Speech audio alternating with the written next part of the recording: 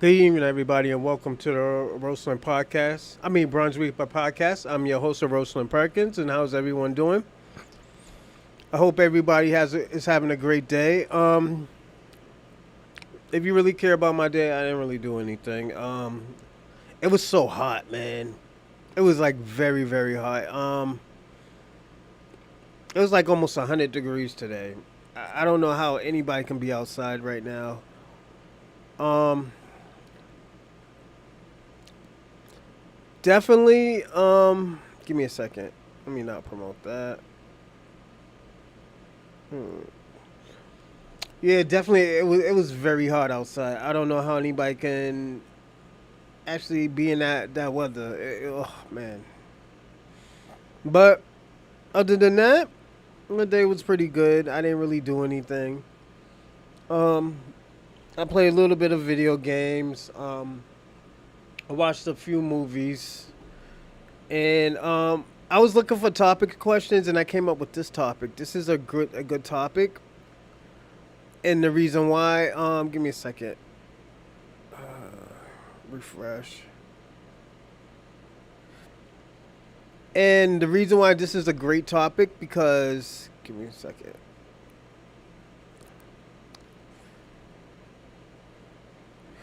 This is a great topic because if you don't notice, we always hear, "Oh yeah, Tariq Nasheed runs the black community," or the FBAs, or Dr. Umar is Pan Africanism, and all this cool shit. But we're gonna figure out who are the gatekeepers of the black community.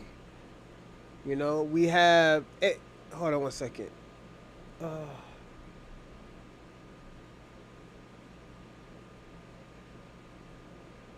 Give me a second, everyone. I'm sorry. And what's going on, Kwame? Gatekeeper lead.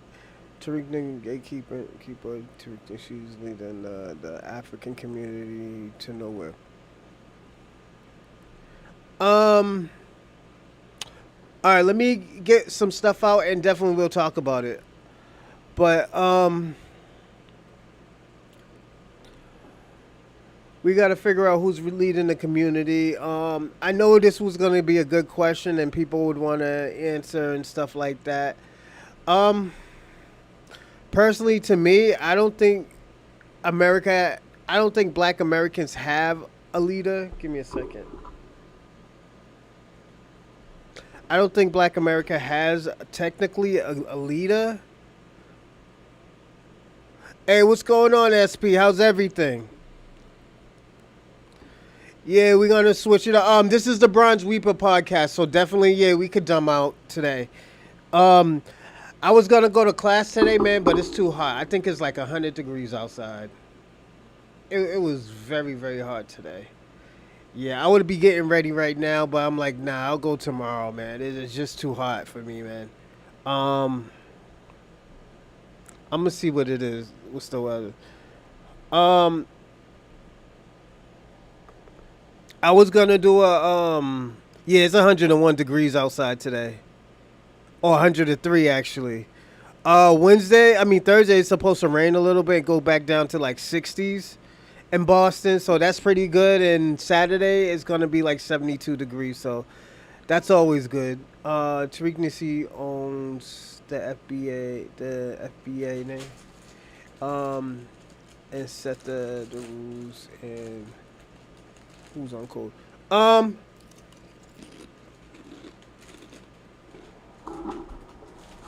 Not necessarily. Oh, you're lucky. You're lucky, SP. Um, I'm gonna say this. Tariq Nasheed doesn't run it, but we had issues where, like even Juneteenth, Walmart's tried to buy Juneteenth and put LGBTQIA stuff on it. You know, was the Boston Juneteenth celebration. They gave Miss Juneteenth a Haitian girls um flag with huge flags. Wait, in Boston?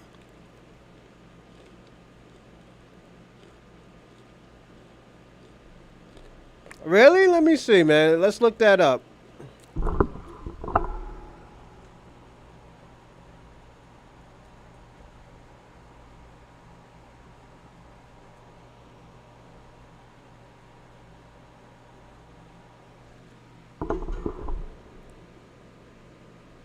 I'm looking it up right now.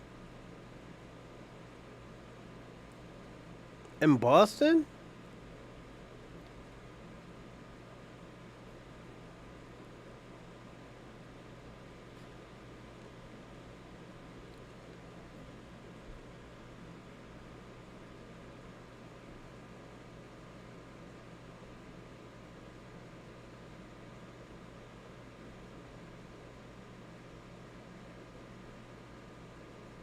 You sure, man?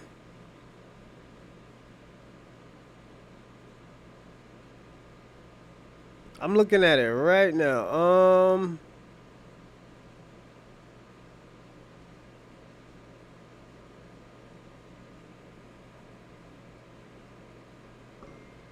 I think that's in New York. I mean, Texas. The new Boston? Yeah, I think that's in because I'm trying to find the Boston, Massachusetts one, and there's only a.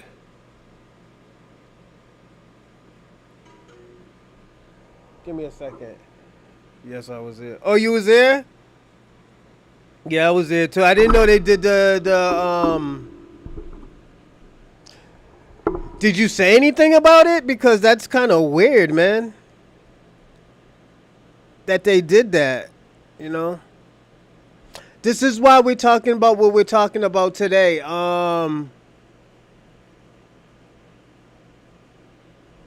This is why what we're talking about today.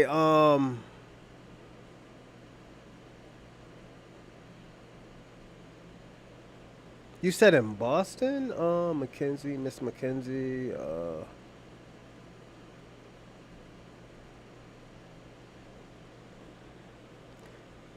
Um.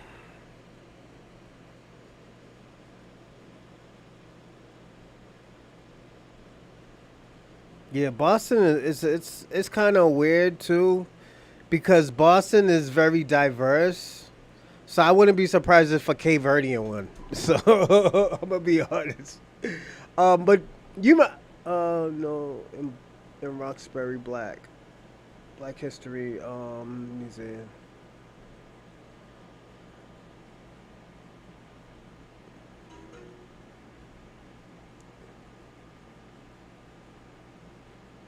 As always, this is why I shit on her. And shout out to Kareem Johnson.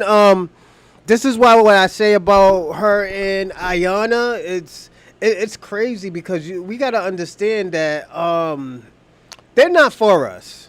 They have a agenda. They're trying to regroup the black community again. They're trying to take control of the black community again, the Democrats, you know? And like I said, I always had a problem with those two people and stuff. And I'm a part of the Reparation Commission in Boston task force. I just started, like, what was it, 2 weeks ago?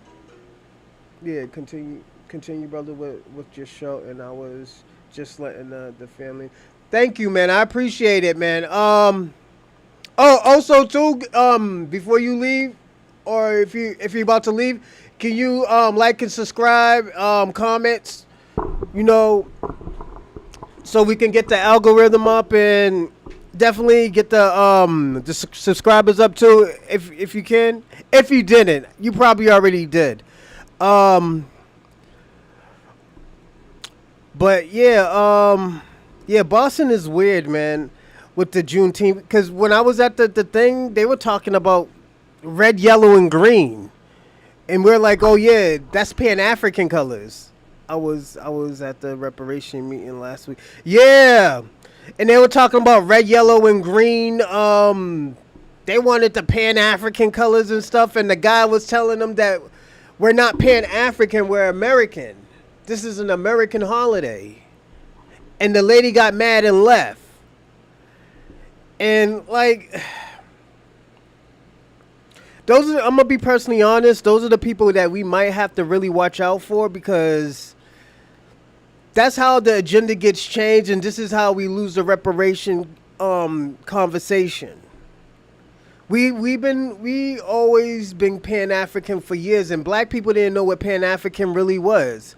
We thought we were all Pan African. We thought we were all together, but at the end of the day, it started red, black, and green all the way. Yeah, like Kwame's a Pan African, and I can't knock him for it. But at the end of the day, that's not my colors. That's not my people's colors. You know, like we tried to do the red, black, and green, but they didn't really fuck with us like that. They had an issue with us. They told us that we're not African. So I was like, all right, cool. Red, black, and green is the official for black. No, that's for the black diaspora. But for black Americans, foundational black Americans, nah, that's not us. Got 30 flags. No, so bust it. The flag right there, that's our black American. That's a black American heritage flag. That's our heritage. That's our culture. That's what that is for. What's his name? I was just looking him up. Marvin, is it? No, Charles Sutton was the guy who created the flag in the 1960s. And it was to, thanks, Wiz Mason. Shout out to Wiz Mason. He just texted me. But no red, white, and blue is FBA, American freedmen. I get it, but we're American first. We're black American first. We're not African, you know? And I fuck with Africans. It's just at the end of the day, we don't know where in Africa that we are. They got 54 flags. They got 54 countries with 54 flags. How would we know where we from? Don't forget, some of these countries were created in the 1900s or in the late 1800s. Even when we do the ancestry DNA test, those countries are specifically brand new. You know, so this is our land. America always has been our land. This is why we never flee. This is why our ancestors always fought. This is why with the Nat Turners and the John Horses and the that's what I mean. Oh, okay, my fault.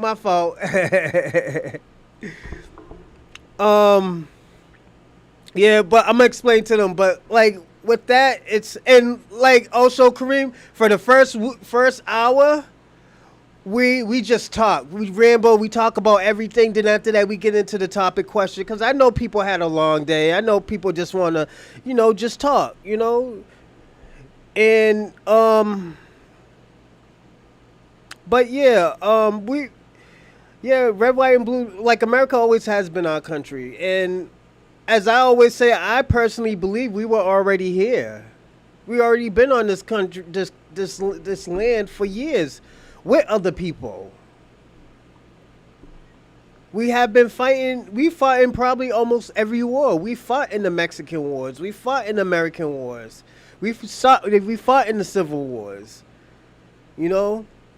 It's just we can't keep on saying, oh well, you know what, Africa's our country.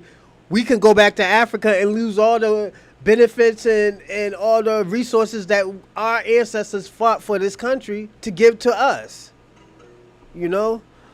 Half of America existence. African American wasn't even citizens in 1619, 1777. Was it? But you gotta understand, Kwame. We wasn't considered African American. We were considered Native. We were considered Indians. We were Black Indians. When it started in Virginia, when they told us when they delineated from us, the Reds delineated from the Blacks, and they just called us Negroes. I actually watched a documentary on it. I totally forgot about it. But yeah. We always have been in this land. We had to be, and the thing about it, The reason why they delineated us from the other natives is so we don't get the resources that they get. You know, it's just it is what it is. Don't forget, we was we was enslaved to the red natives too. But at the end of the day, those natives are like Slavic people. You know, find instances where black slaves was documented native black. Give me a second.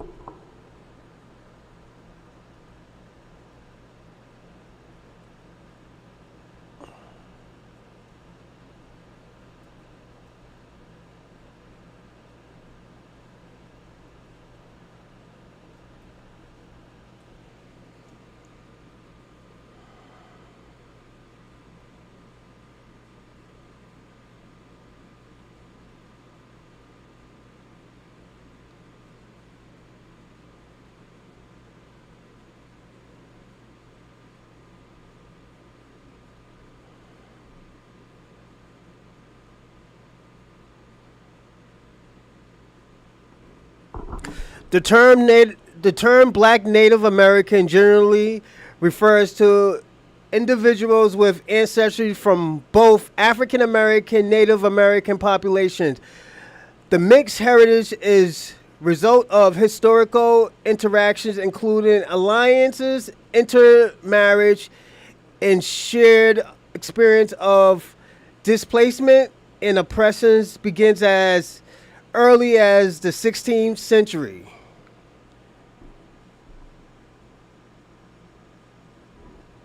You know, and the delineation started in Virginia. No, he doesn't. He's a Pan African. He don't he don't think of he don't know he don't think of ethnogenesis. He don't. Yeah, that's Kwame. Mixed heritage, African American. Yeah, we're mixed. Kwame, let's ask this a question. Let's ask this question. You probably look more African than I do because we know that your family and your culture is from Africa. You were on that slave ship. The Caribbean islands was part of that slave ship.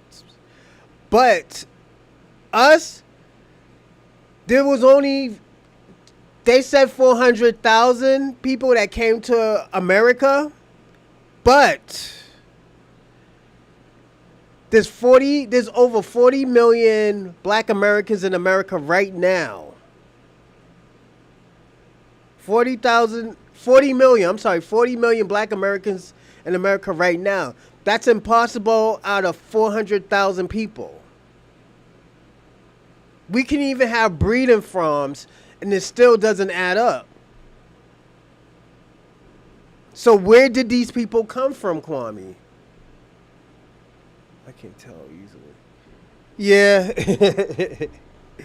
He wants to lump us in with Africa because he Kwame's going back to Africa when he turns 40. I told him that's the worst thing that he'll ever do is to go to Africa. You know, the word gumbo originated from the western, which means okra. Like natives.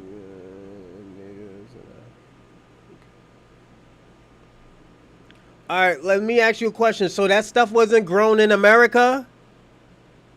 That stuff wasn't made in America? There wasn't okra in America? This is the stuff that we gotta think of. Like I always tell you, Kwame, I could go to, when I was talking to my grandmother never told me that I was African American. She has never told me I was African American. And my grandmother was born in the 30s. My great granddaddy, he always said that we were native to this land. My great granddaddy was born in 1892. It was brought over to America with African. Come on, Kwame, are you serious? This is why we have to delineate from y'all. And the reason why is because Y'all don't want us to have anything. Y'all have the same amount of respect for us just as other people from other countries. You know, this is why we're not helping nobody. This is why we're delineating from other people. This is why all the black people are dancing while people getting locked up and getting sent back to their country. It's because the lack of respect. You know, your grandmother isn't a historian or a scholar, but my grandmother knows her culture. That's the difference. My grandmother knows her culture. She know her heritage. You don't got to be a historian to know your own culture, Kwame.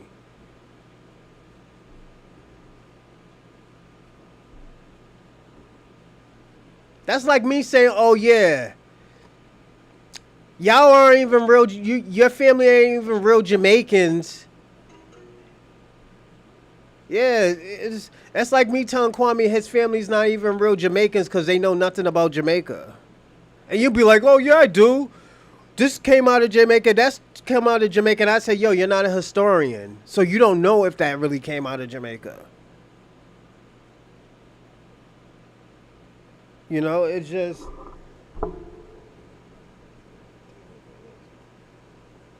yeah. It's just it's just like I say, when it comes to black culture, y'all are very disingenuous when it comes to our culture. Like even the red natives, the Slavic natives, they're not even really native to this land. If you really want to be honest, but they have been here for thousands of years just like us. This is why I said you'll find like artifacts that look African. This is why you'll find artifacts that are thousands of years old. Can you lean on scholars or reference scholars? Even though I'm not a scholar, I can quote them on the topics. Yeah, but how do you know that stuff is true, Kwame?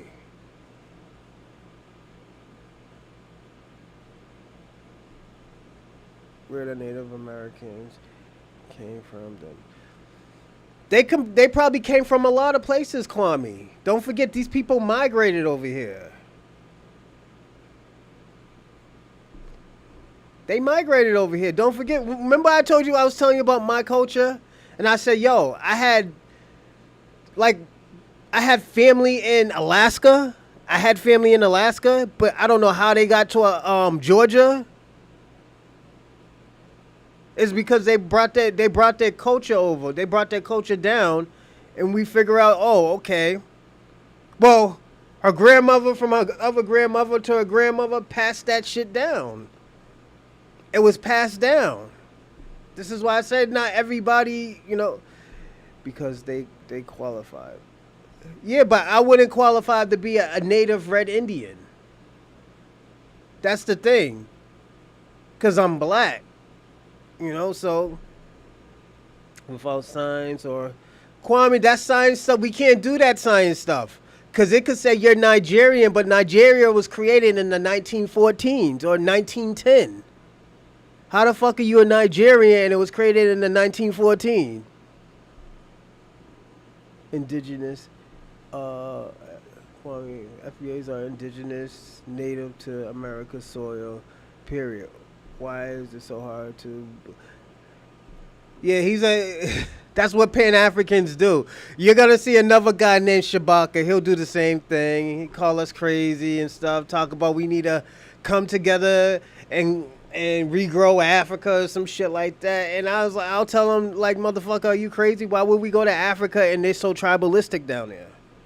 They don't even like each other. The person who really hates Africans are Africans. Do you know how DNA works? DNA is 99.99. But how do you know that stuff is true? 99.99% accurate. But how do you know it's true, though? This is what I'm trying to tell you, Kwame. Yeah. No. So you think they're from Serbia? I said I don't know where they're from. But yeah, you're probably right. They're probably from Serbia. He wants FBA's not to be nothing but. Yeah, he wants us to be like secondhand Africans. It's like Kwame. Why you go? Why you running around calling yourself Jamaican and you're an African? You have no evidence you're a native to America. You want me?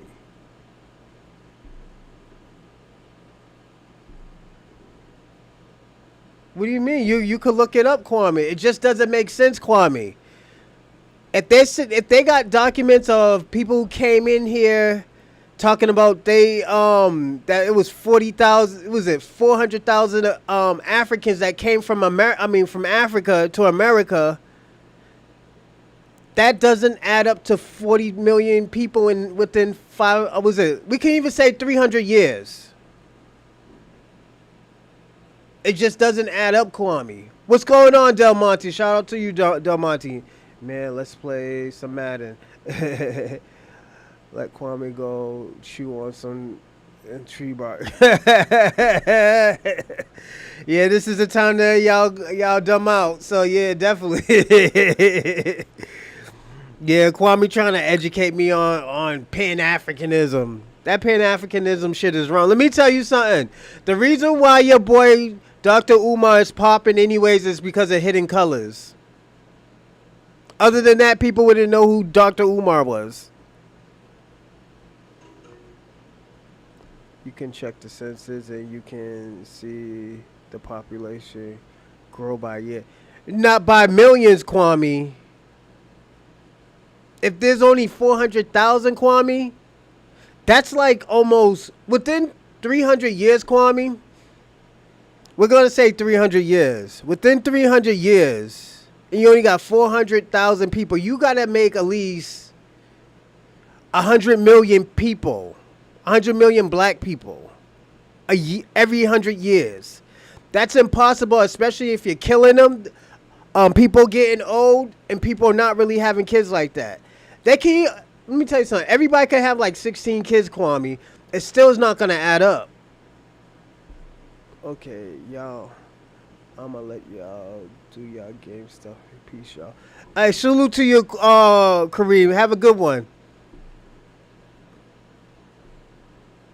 Yeah. So Kwame, it just doesn't add up, man.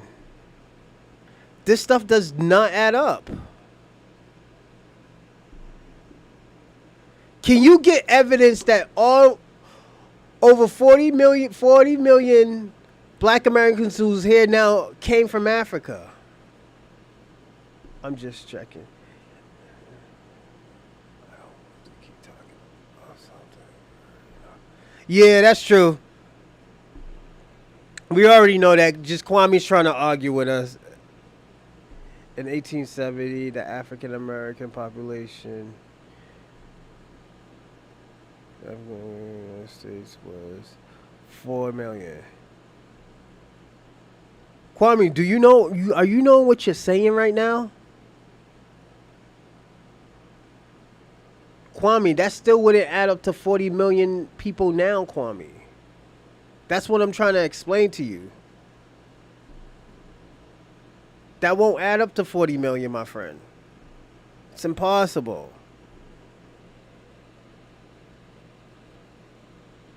It's not, man. You got to be smart about that, Kwame. You can't say that. It just doesn't add up, man. Let me ask you a question. If only 400,000 people came here, why don't y'all got more people than us? And y'all was free first. Y'all was already building first.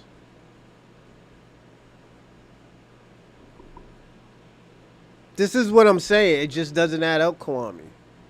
In 1900, African American.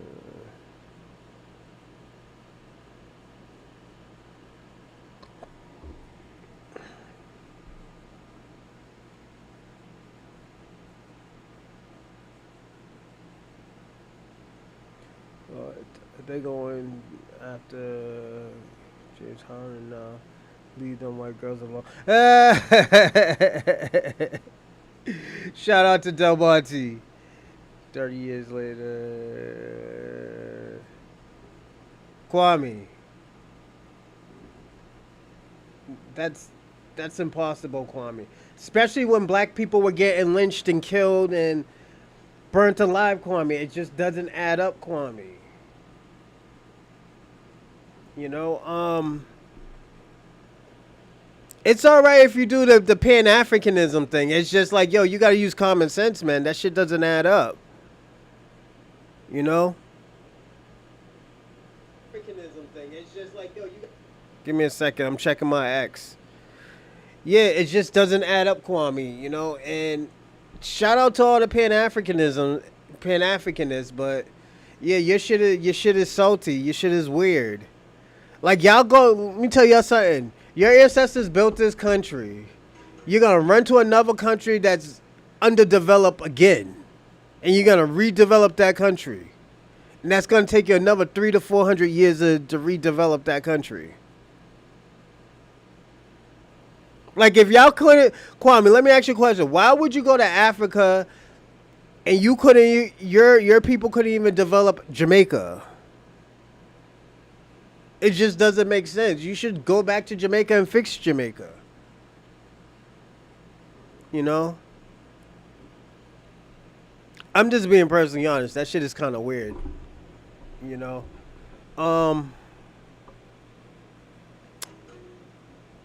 In 1930, the African American population represent 9.7%.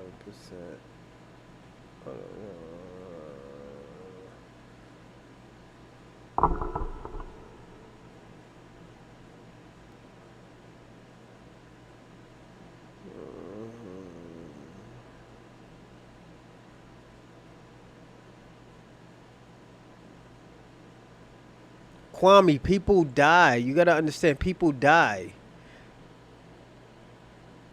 You gotta try to replace those people if people are having a lot of kids, Kwame. First of all, it wasn't no 4 million. There was already people here, Kwame. Especially when you have war, civil war, Seminole wars.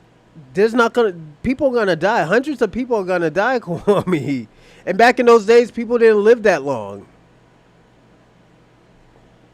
You know, and that's why I was saying, Kwame, it just doesn't make sense, man. All those people did not come from Africa. Because if it's like that, Kwame, why aren't y'all half of Black America? Why isn't Jamaica half of Black America? What tribes was these black people were? The Seminoles, the Chutaks, the Omax, don't forget, Kwame, there was like what, 50,000 tribes or 15,000 tribes, Kwame? Or was it 100, 1,500? There was a lot of tribes out here, Kwame. All these people wasn't Slavic, you know? I'm just being personally honest. It's just, they wasn't.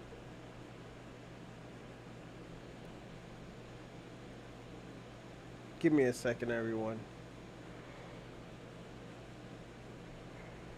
Oh, man. Yeah, it's just, I know you want us to be Pan-African with you, Kwame, but that shit doesn't work. Yeah, it just, that shit doesn't work, Kwame. That African shit doesn't work. And what's so bad about it, y'all don't even know where the word Africa came from. I had to tell you where the word Africa came from. These Seminoles that held Africans. He's mad because FBA is on their new shit. Yeah, he is. He is. He wants us to wake up and show, wake up. We're all black. We're all black. Yo, but the thing about it is just, yo, y'all foreigners, y'all, the people who have immigrant backgrounds, y'all are black when it's convenient. You know? these Seminoles that held African slaves. Yeah, it just y'all are just black when it's convenient for y'all. When y'all know y'all can get resources as benefits, that's when y'all know y'all want to be black. Oh, we all African. Y'all try to lump us in so y'all can get. Wait, let me ask y'all a question. And this is to everybody. If we are all the same, when we were trying to stick together, where were y'all?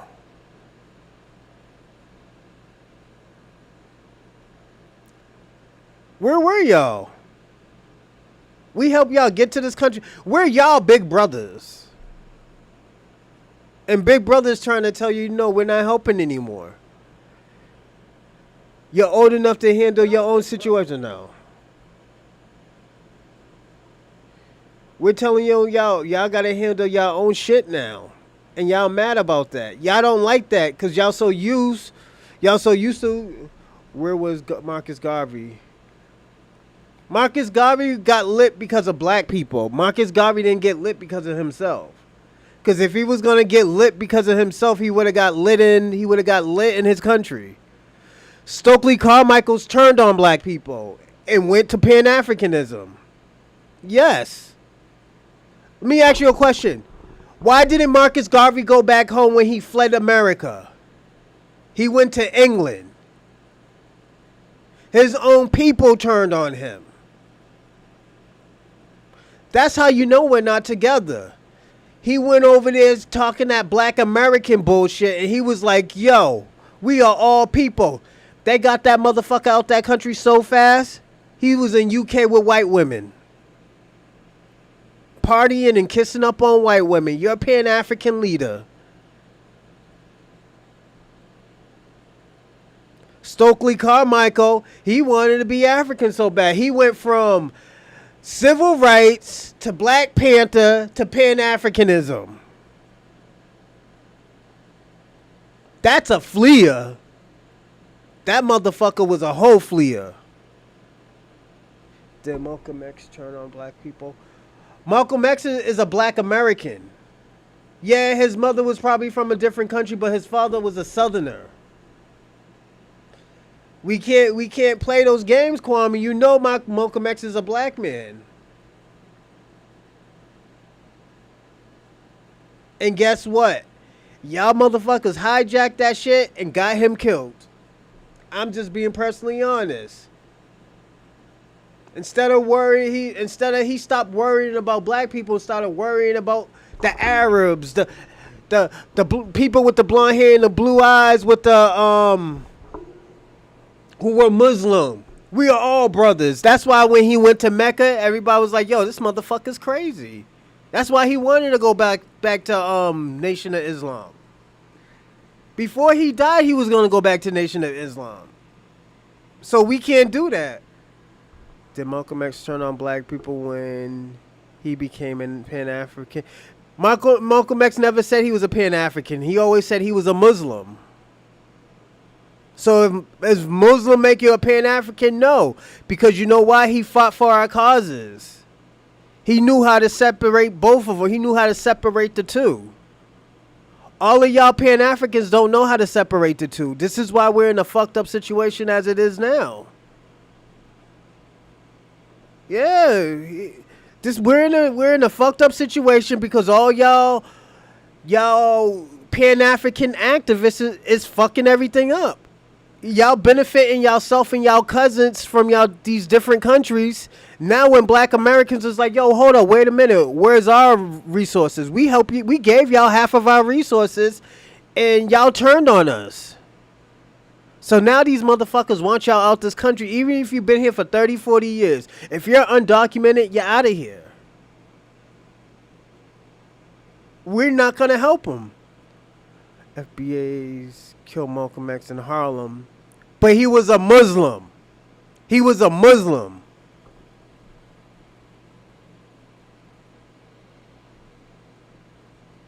He didn't say, oh, I'm a foundational black American. He said, I'm a Muslim. This is the difference between, religion and cultural and lineage. He did it because of God. He said God wanted him to do it. And guess who protected him? The Muslims protected that man. We basically gave them all. Yes, we gave them all those resources. And they came over here disrespecting us. And this is why we want to delineate. This is why we're telling you hold y'all own nuts. The Latino community is doing the same thing. But the Latinos came in here with the disrespect. They came to this country with the disrespect. And they came with a purpose of being white. So it is what it is. Lilac, he was saying, yo, the Negro problem is not my problem. He said that. He said the Negro problem is not my problem.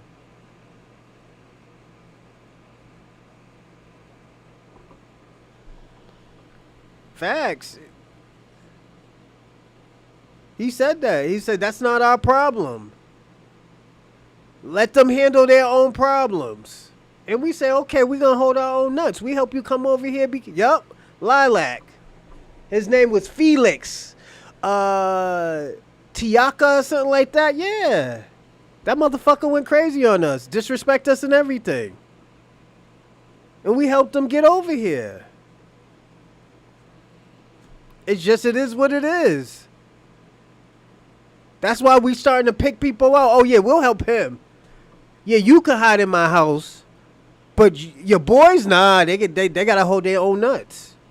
We are very successful homeowners, business owners. We don't need Africans, bro. What are you talking about? Nigeria's country is a piece of shit. How y'all successful in your countries is dirty. Nigeria is dirty, my man. That's why they fleeing out that motherfucker. Man, they're in England talking that Peppa Pig bullshit. Eating cheese and crackers. And battered fucking fish, fried fish. Honestly, nobody needs African Americans' help.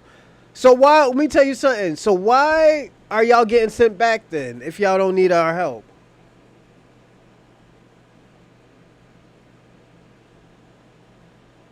And that country is still poor. They can have all the oil and the natural resources it is, and that country still looks like a piece of shit. That's why everybody leaves that country. You the only batshit crazy motherfucker trying to go to Nigeria. Them motherfuckers trying to leave. You going there. That's crazy. African America have no resources. Y'all don't got no resources either. The Europeans got their resources. What are you talking about? The fuck? I'm being person honest. Shout out to Wiz Mason. Like, yo, like y'all talk. This is how crazy you talk, Kwame. Y'all are immigrants. Y'all talk about education. Y'all talk about doctors. But most of y'all are Uber drivers and y'all clean people's ass. That's what y'all usually do. Y'all got 4 or 5 good doctors. And them motherfuckers did not go back to Nigeria to help to fix y'all country. Them motherfuckers got white women. And they're brain surgeons or some shit. On their oil. No, they don't, Kwame. That country would not be like that if they owned something. I'm just being personally honest. I'd rather live in Bosnia before I lived in fucking Nigeria. I'm going to be personally honest. I'm not going to be living in no motherfucking mud hut, man. I'm so sorry. I cannot do it. Kwame, there's like 4 or 5 doctors. Most of them Nigeria motherfuckers, they clean people's ass. They watch old people. Definitely let me tell y'all something. If you got grandparents and you got one of them foreigners watching them, watch your grandparents. Because them motherfuckers probably might putting their hands on them. Kwame, what resources, let me ask you a question. Black Americans don't have resources, but we're the most successful out of the black diaspora. Who is more successful than a black American? Not no fucking Nigerian. Successful scamming. Successful fleer. They were the first running man. African American, I'm telling you, Africans are not successful. They got their own country. They're the majority of their own country, and they're still not the most successful out of the diaspora. The Brazilians are more successful than the Africans. Come on, man. Don't even. Who's the African Americans? Don't even have a basketball team or a majority record label. What are you talking about? They do got record labels. Are you serious? All these record labels that's out here, Kwame. P Lang, TDE, Cash Money, Swisher House, 3-6 Mafia got one. What is it? Yeah, they all got them out here, bro. Trillion, 27 trillion. Y'all make up 1%. Bro, America has 27. But Kwame, we're the most successful out of all of y'all countries. Kwame, you could put like 15 countries in Africa together, they still won't be successful as a black American. You could put the whole Caribbean countries together, and they still won't be successful than black Americans. They wouldn't. Put this. Let's do this. Let's stop talking about money. We'll talk about success in the world. Without black success, black American success, y'all wouldn't have success. Y'all wouldn't have pride. We was the reason why y'all got y'all say y'all tribal names. Y'all used to call yourself Peter and John and Jacob. Like, come on, we made y'all feel dope about yourselves. Those record labels, they're labels, Kwame. Those are labels. How you just told me to name record labels? I just named them, and now you tell me, oh, don't they got ventures? Come on, Kwame. I answer your question. Now the question ain't good for you. Like, come on, you can't do this. We deal with you all the time, Kwame, and I'm gonna say this: 1% of a trillion isn't a flex. Kwame, we make 3 times more than just 1%, Kwame. Real talk. And we're the minority here. That's the crazy part. We're more successful than y'all, and we're the minority. How the fuck are y'all the majority, and y'all not achieving way more than we are? We don't want to hear, oh, it's the government. Why is y'all country piss poor, and y'all not achieving? How is that not? Those venture labels are paid by us. How is that not? How is what not? Nah, Kwame be moving the goalposts sometimes. So,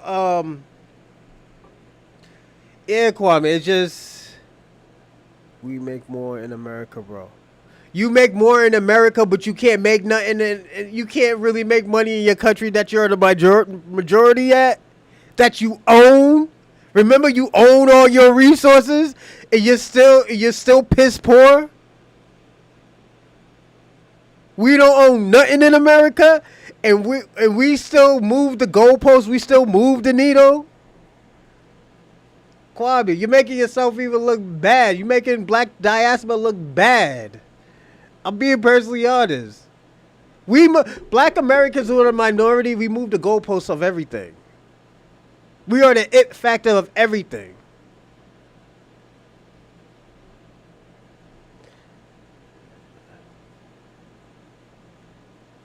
Yeah. We can do that. It's different when you got 15 people living in one house, Kwame, and everybody's paying rent, the same rent. Instead of a black American only having 2 people in the house. So we can't make that acknowledgement, because at the end of the day, y'all got like 15 people living in one house, Kwame.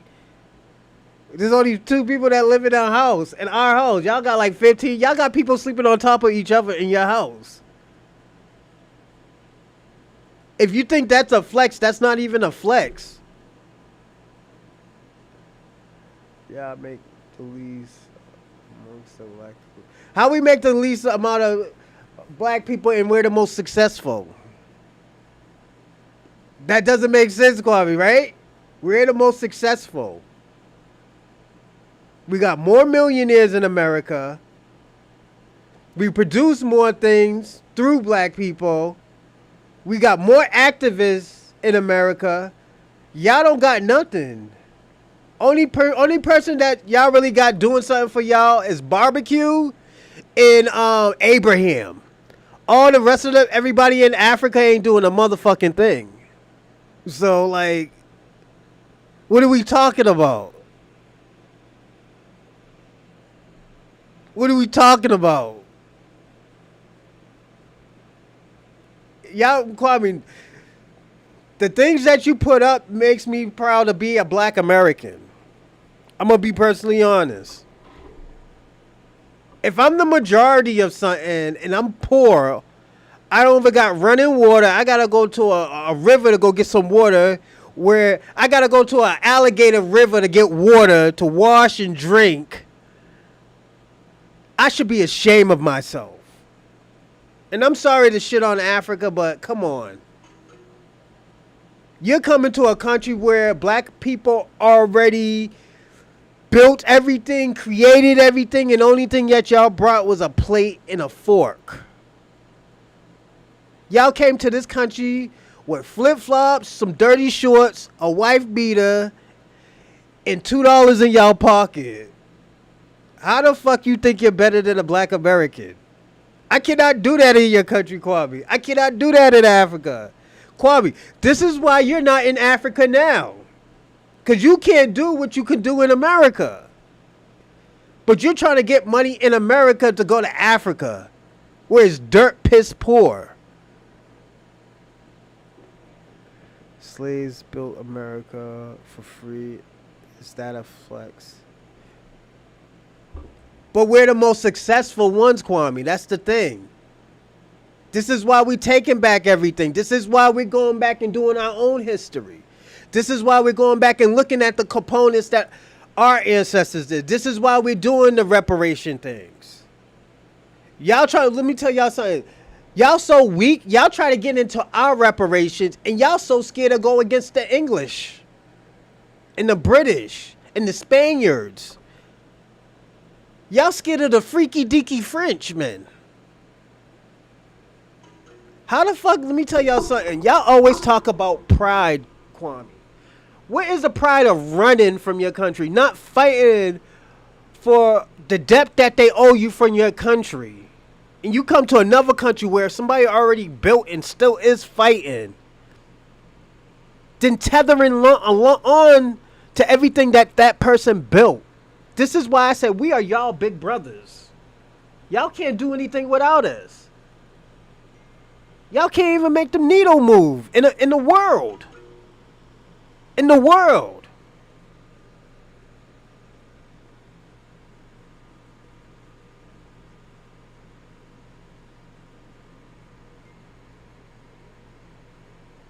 It's just y'all can't make the needle move at all. Like, come on, what are we doing? Let me ask you a question, Kwame. What have they built in Jamaica that is universal? I'll wait.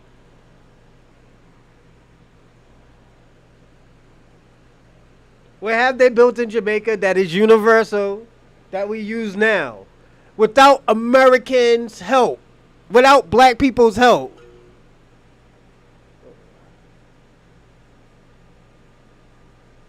Kwame, what are you meaning? We having people out here talking about it.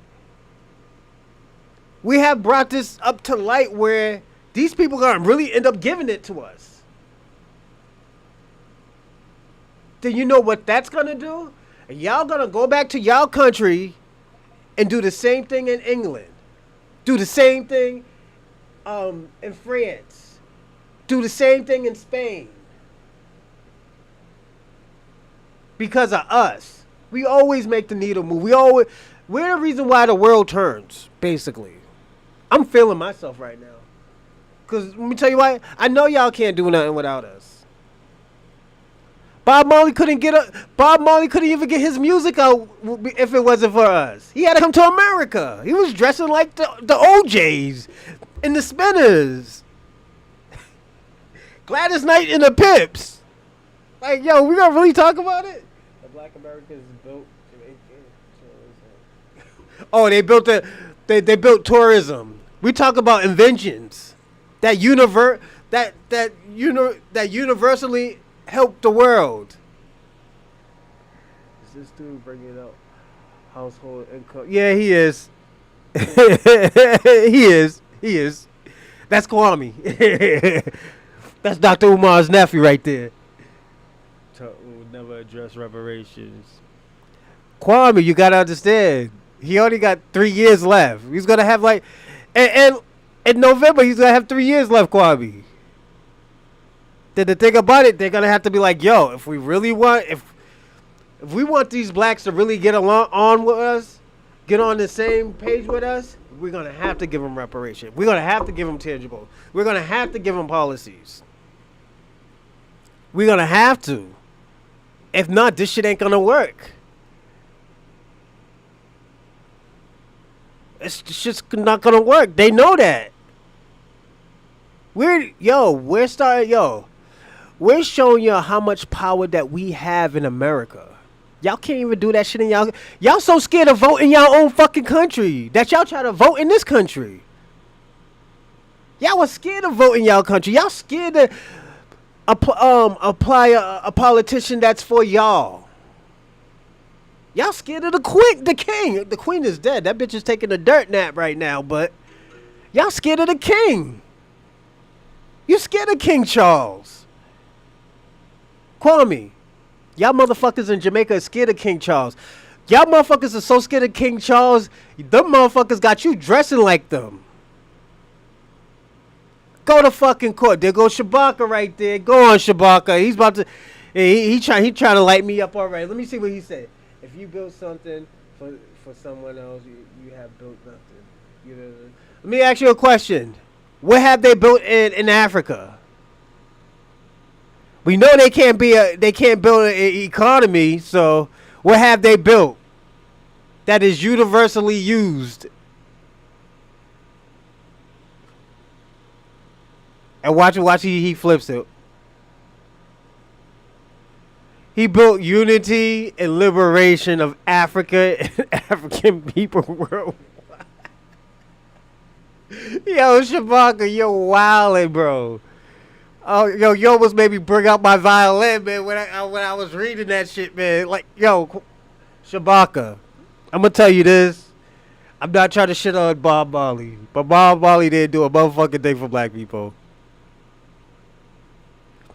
Motherfuckers went to Ethiopia and helped, and that's where y'all got that Rastafari shit from. Y'all got that shit from Ethiopia. We was the ones who fought for the Ethiopians to get their independence or the war against Italy. We taught them how to fly planes. We taught them guerrilla warfare. After we won the war, they told us, "Oh yeah, we're going to give you land in Ethiopia." You know whose little musty ass was in in Ethiopia taking the land? The fucking Jamaicans. The fucking Rastafaris.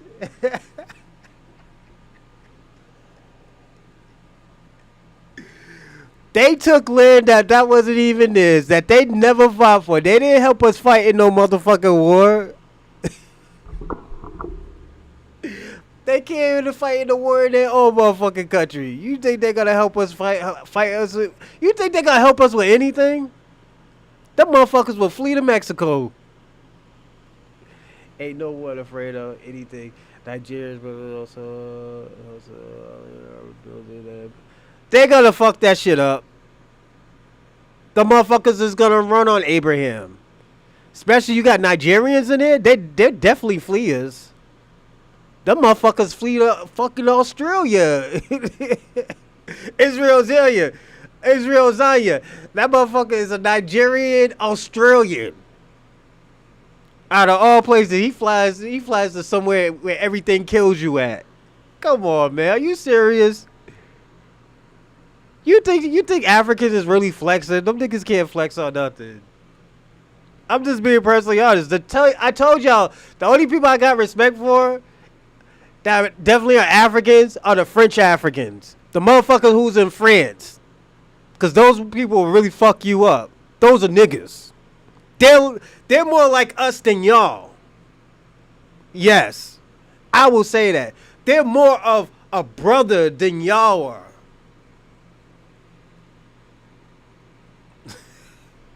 Y'all motherfuckers is fleas. Then y'all try to flex. And y'all are not flexing cleaning no fucking toilet and wiping somebody's ass. That's why the motherfuckers go to y'all. Y'all go back home. Them motherfuckers think y'all motherfuckers rich. But y'all motherfuckers will not tell them that y'all clean toilets. Or you cleaning some old person's ass, some old white person's ass. Just being personally honest.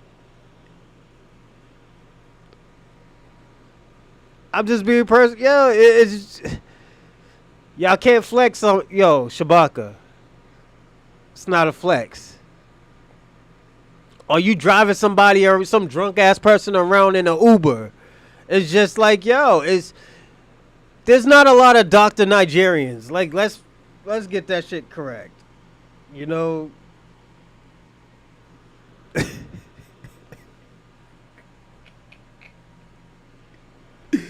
Y'all not flexing. I'm sorry, Kwame. I love y'all, but y'all not flexing on nobody. Y'all not flexing on anybody in America. Any black American in America. I'm just being personally honest. It's just like, y'all already show y'all true colors. It's so bad, y'all cosplay of being us, and at the end of the day, y'all still failing. That's the crazy part. We are producing the United States of Africa. What do we own in America? Well, what's this we that we talk about? What's this French shit that we're talking about, this we? You mean black Americans or do you mean the black diaspora? Because if we're going to talk about what we own, I know we don't own anything in Africa. The Europeans own that shit. The Asians own that shit. The Russians own that shit. I don't see no fucking name, no Mbutu name,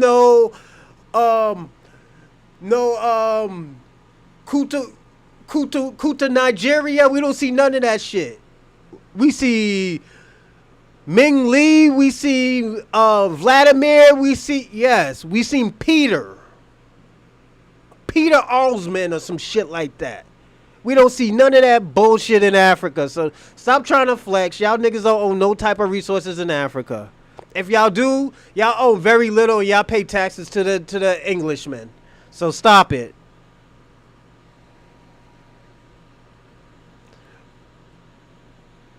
You talk about we need to build with y'all? We ain't building shit with y'all. Y'all hateful, thieving motherfuckers. Come on, you crazy? No motherfuckers is thieves in Africa.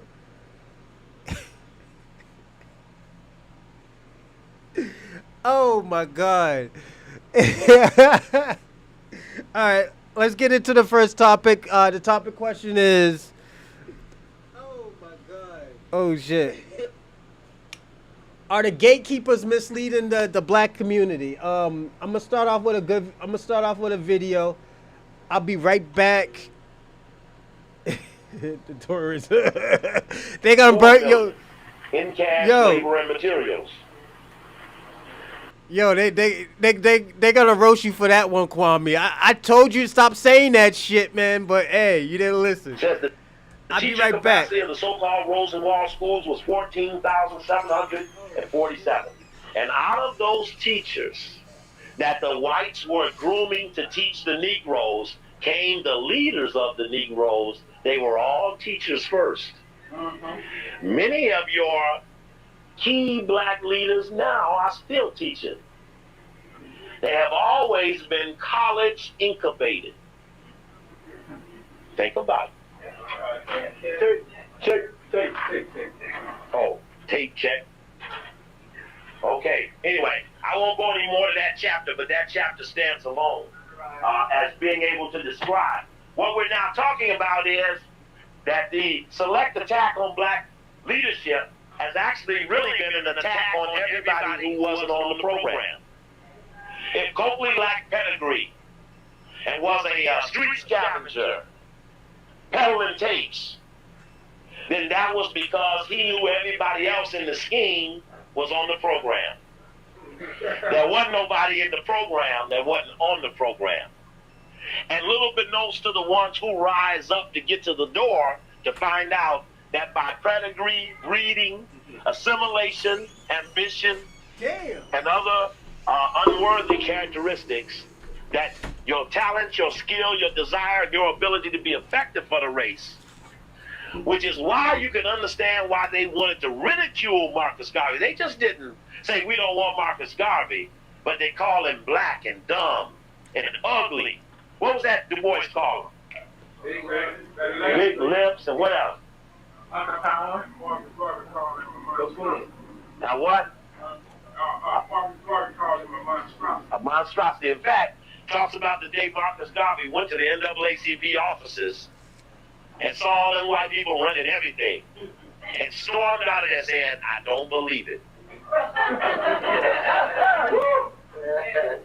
And that was interesting because he could not believe that they would accept this relationship from the white man. When in fact, if they had just stuck with him, they could have had it all. Do you understand that if they hadn't broke ranks and decided to bite on to the hope of the American dream, we could have had it? So we're figuring out what is a gatekeeper.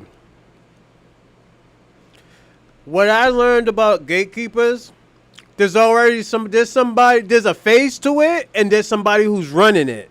It has always been like that.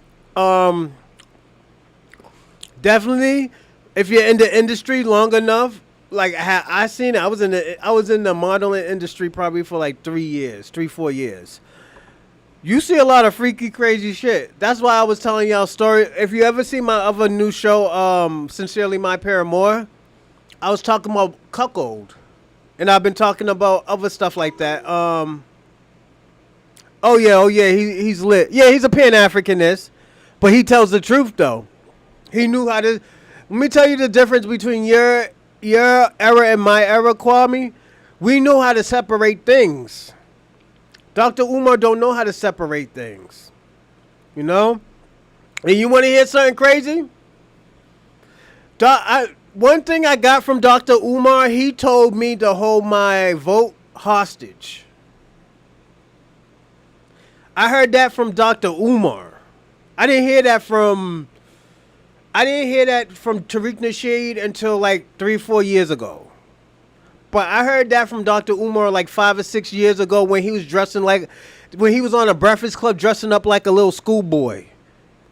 You know?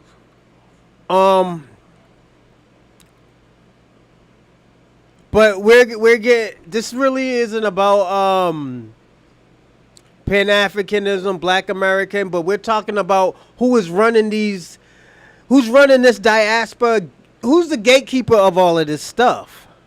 There's a face to this stuff. There's a Divine Nine, there's a Boulets, there's a HBCUs.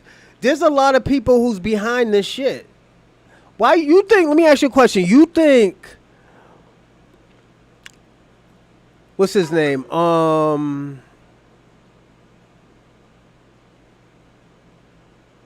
But okay, if they're the teachers of the black communities, they're the reason why we're in a fucked up situation than we are right now. It's not that we wasn't listening to this Pan-African bullshit. It is because that, you know what? They were turning on us. They were double dipping. They've been doing deals on the side for years. They had the Kamalas. They had the Barack Obamas, or AKA Barry. Barry used his wife. He used his wife. I'm going to go that far. Barack Obama used his wife to become a president. Because if he would have had a white woman, they would have never voted for him. If his family wasn't intact because of Michelle, he would have never won. It's stupid. It's people like Tariq Nasheed who are misleading. No, Tariq Nasheed is actually telling the truth. He's telling us to think and look at our horizon. I mean, look at our environment. Why aren't these people telling us we don't need the reparation? We don't need to be fighting for reparations. We need to be fighting for immigrants. It's because they're coming from an immigrant background. That's why. They want us to forget all our questions, our policies, our our dilemmas, our trauma, and they want us to worry about immigrants in the LGBTQIA community. And I have to go there. And shout out to the LGBTQIA community, but those people who's running that program has an agenda. They don't care for LGBTQIA. They care for their agenda of making money. And it has always been about white supremacy with most of them.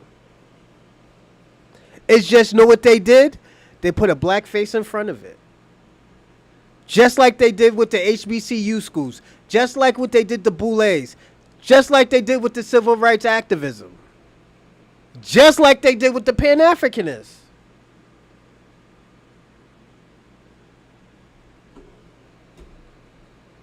Uh-huh. I'm cooking today, man. Oh, yeah. And we are on. We say all praises be to the Creator, all power to His people. In the name of Yahshua, the Black Revolutionary Messiah, I greet you, my brothers and sisters, in the spirit of truth and the words of peace. Shalom Aleichem. Bring a special salute to the Black Messiahs. Our motto is stop waiting for a Savior and be one. Stop waiting for a Savior and be one. Oh, okay, if he put black Americans on the back burner, then he's a part of the problem. People don't get passes on this podcast, Kwame. You know that. If he put black people on the back burner, he don't get a pass. He's a part of the problem.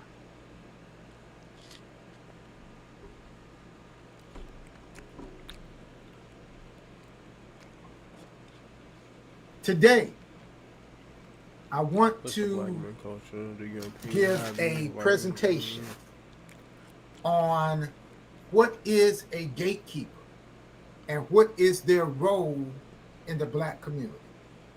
What is a gatekeeper and what is their role and what has been their role in the black community? A gatekeeper, by definition, let me go to dictionary.com. Putting the black community on a back burner. You have you fighting for the white man? By definition, it's no.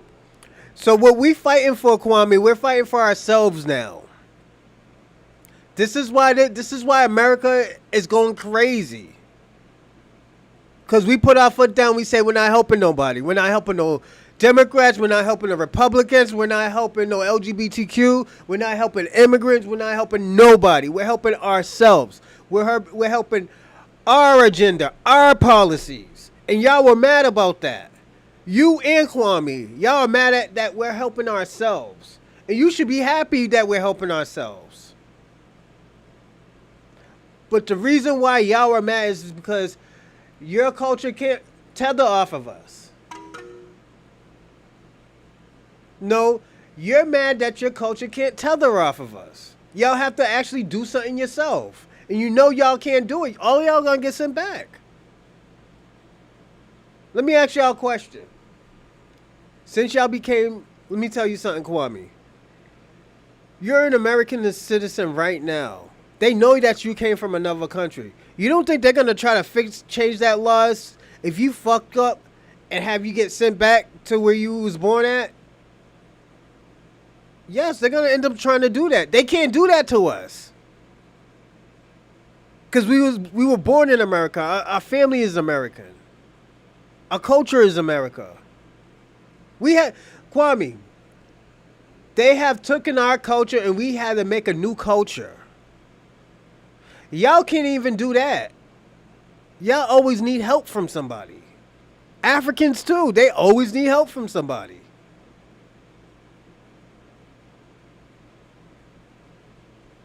It's a person in charge of a gate, usually to identify, count, supervise, etc., the traffic that flows through it. Mm-hmm.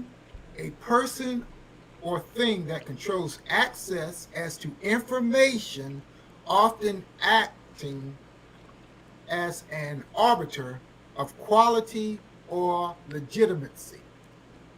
And that definition, let me read it again.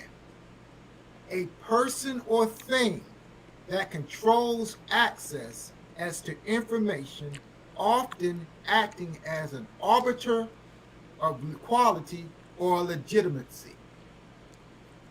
That is, brothers and sisters, the definition of a gatekeeper.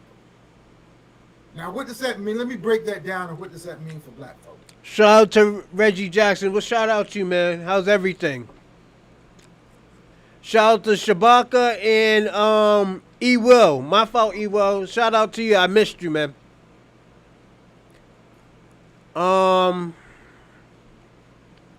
But yeah, these are the gatekeepers. There's gatekeepers to everything. Donald Trump told you your brother are eating cats and dogs, and the FBA's is doing nothing. What is the FBA's doing? We laughed about that shit. You know why? Y'all motherfuckers been turned on us. What are you talking about? Y'all try to blame us for shit that was happening in Miami. Them Haitians getting beat up in Miami, and it was the Jamaicans beating them up.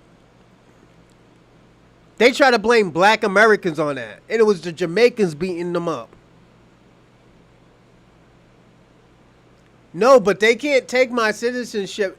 But they're going to try to find a way to take y'all citizenship to send y'all back. I'm telling you. And let me tell you why. And it's not even because of a black person. It's because of Elon Musk. Elon Musk is doing too much. So know what they're going to do? They're going to try to take that's why you think Donald Trump was talking about trying to deport him. And he's an American citizen. Once he does that, you don't think he's going to do that to y'all? And he knows y'all from a different country? Who's appointing them gatekeepers was for the authority? The person who's playing the back. So I was explaining that there is a face to this gatekeeping stuff, and there's a person that's running it. The guy who's just playing the back seat. He's telling everybody to do this, and that. There's gatekeepers to everything, but for the black community, there are gatekeepers. There always has been the boulets. You know, it was the HBCU schools. It was the boulets, because the HBCUs, the Divine Nines, all those people. Because don't forget, all these people met in college. Why you think everybody who's a part of those sororities and fraternities are making over $300,000 easily? Resources. That's why you got the lieutenants and the lieutenant governors, the media people and stuff like that, is because of the boulets, the Freemasons. All those people are doing that. I'm gonna put on my Kufi hat today. The Kufi tinfoils today. I gotta do it today. I gotta do it today. The Kufi tinfoil. Yeah, I'm putting that motherfucker on today.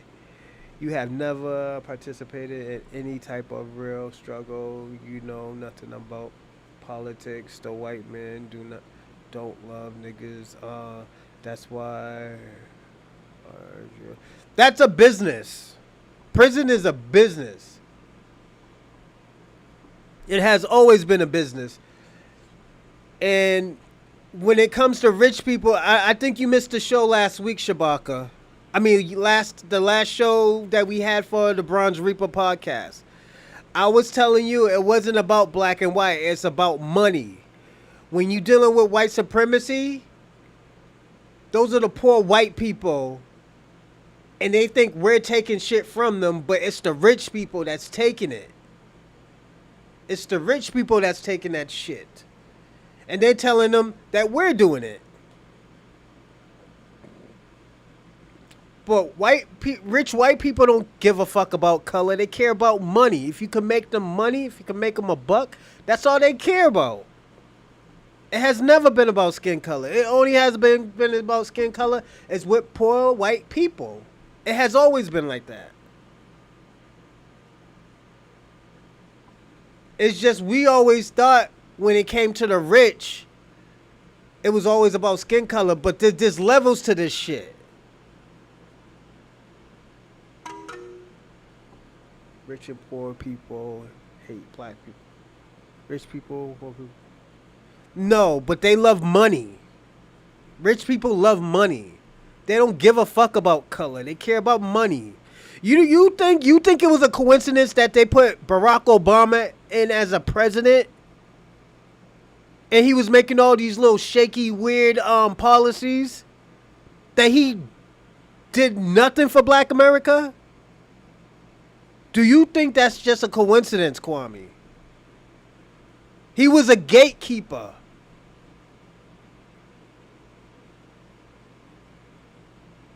He was the face of the gatekeepers. I'm just being personally honest. What resources does black man have in America? We already answered that question, Shabaka. We're talking about resources. No, we're talking about classism now. When it comes to rich people, they don't give a fuck. They care about money. It always been about money.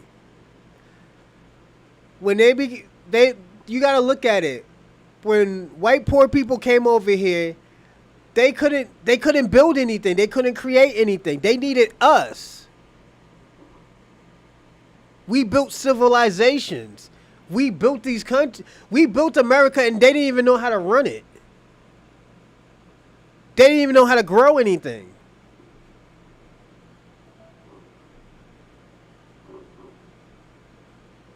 You could call it whatever you want, but somebody's running something. Somebody has agendas, Kwame. This is what your Pan-African brother right here is trying to tell you.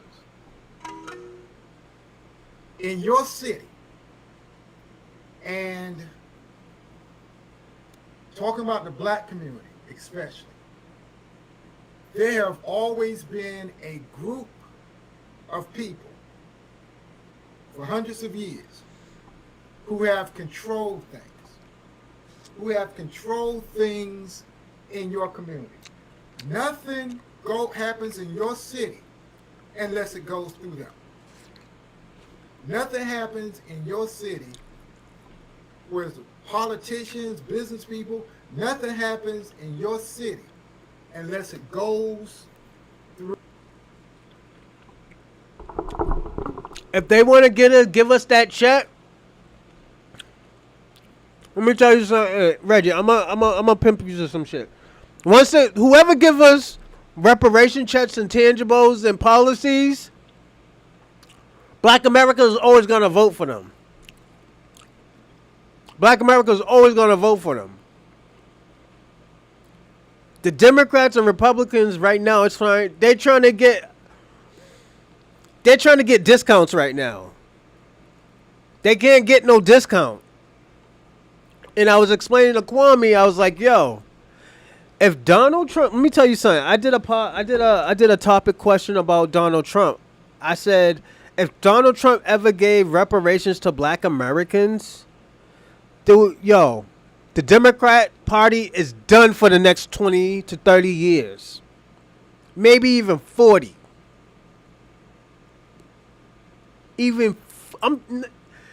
Maybe even 40 fucking years. There will not be another Democrat president. There'll be very little politicians that are Democrats. It will be a wrap.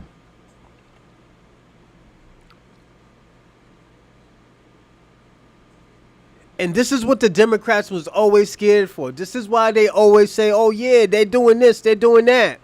They're doing this to us, they're doing that to us. And most of these motherfuckers wasn't doing it. It was them. It was the Democrats doing this stuff to them. It was Democrats passing these policies off to us. It was Barack Obama that was passing off the policies to be a little bit more aggressive to black Americans. It was his policies. It wasn't Donald Trump's. And I'm not even a Donald Trump fan, and I knew that. It was Obama passing all these fucking laws off. And he's not even black. He's a fucking Kenyan. He's an African.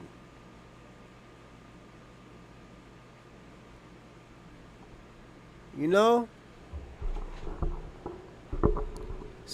And let me tell you how Kenya is. Kenyans don't like black people. They all want to be white.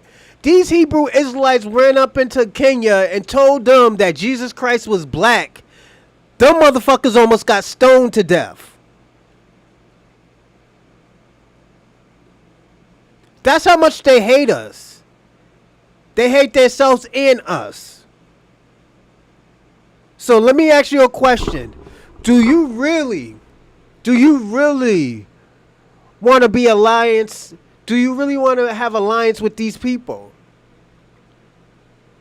And they don't even like their own skin color. They don't even like who they are. This is why I always tell people, I was like, yo, the only people who's out of this country that don't talk greasy about us and you don't hear them talking greasy about us is the French, the African French. All these other motherfuckers, they don't like us. They don't like us. They talk about they created some shit that we created in the 70s. Like this shit's. But these are these gatekeepers. All these gatekeepers are not black American. Or if they are black Americans, they're sellouts. Al Sharpton is probably a gatekeeper. Don't forget, Al Sharpton was an informant too. So let's get it. Let's Through them. Those are those people, man. Now, We are always on Black American channels talking crazy one of the as a main Jamaican people who thinks put erasing our together that concept. Oh shit, Were- Kwame! Shout out to Charlie Shaw. What's going on, player? Kwame, was you doing that shit, bro?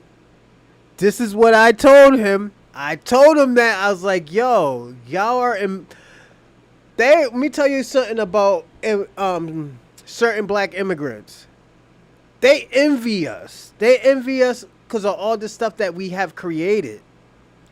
They really haven't created anything. They always needed our help with music, economy, activism. They always needed our help. He talks about Marcus Garvey, but Marcus Garvey had to come to America to get popping. He couldn't get popping in Jamaica. He couldn't stay in Jamaica and get lit. He had to come to America. Stokely Carmichael, he had to grift to like 4 different things. Civil rights, Black Panthers, what else? NAACP, Pan-Africanism. He had to grift. He sold everybody out. Then changed his name and went to Africa on people. And forgot about everybody. Like, we could really talk about it. That's how Kwame gets down. And he won't tell you that. He won't call Stokely Carmichael a grifter. I fuck with Stokely Carmichael. But at the end of the day, he didn't stay there long enough to help black Americans like that. Was Marcus Garvey.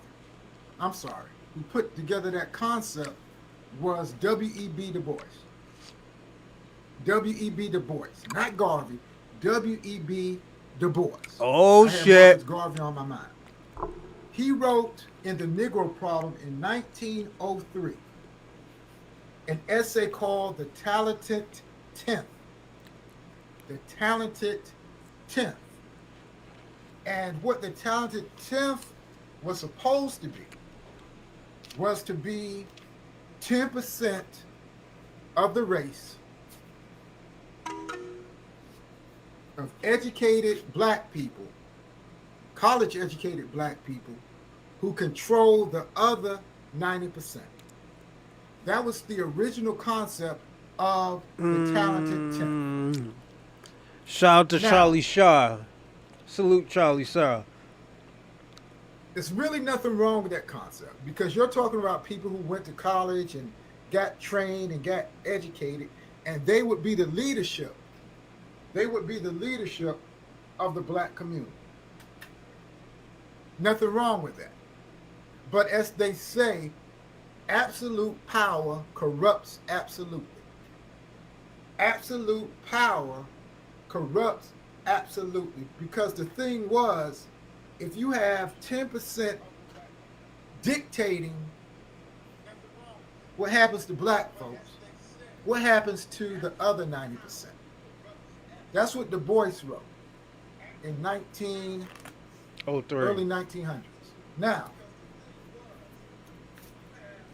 Du Bois' concept of the talented 10th was in opposition to a man named Marcus Mosiah Garvey.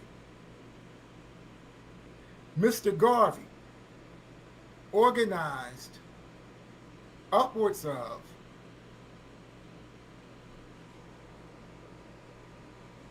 some people say 9 to 11 million black people across the world. According to some documents, Oh, I know, I know. organized I seen between your picture. 9 and 11 million Did I say black your people name? across the planet. Hey, yo, Charlie, Now, did I say your name wrong? I hope I didn't say it. My fault if I did. Mr. Garvey's movement, the UNIA, Universal Negro Improvement Association, sought to organize the masses of black people. He sought to organize the masses of black. Yeah, I am. I am. So what I'm planning to do, I'm gonna get the StreamYard popping probably next month. So that's like next week. And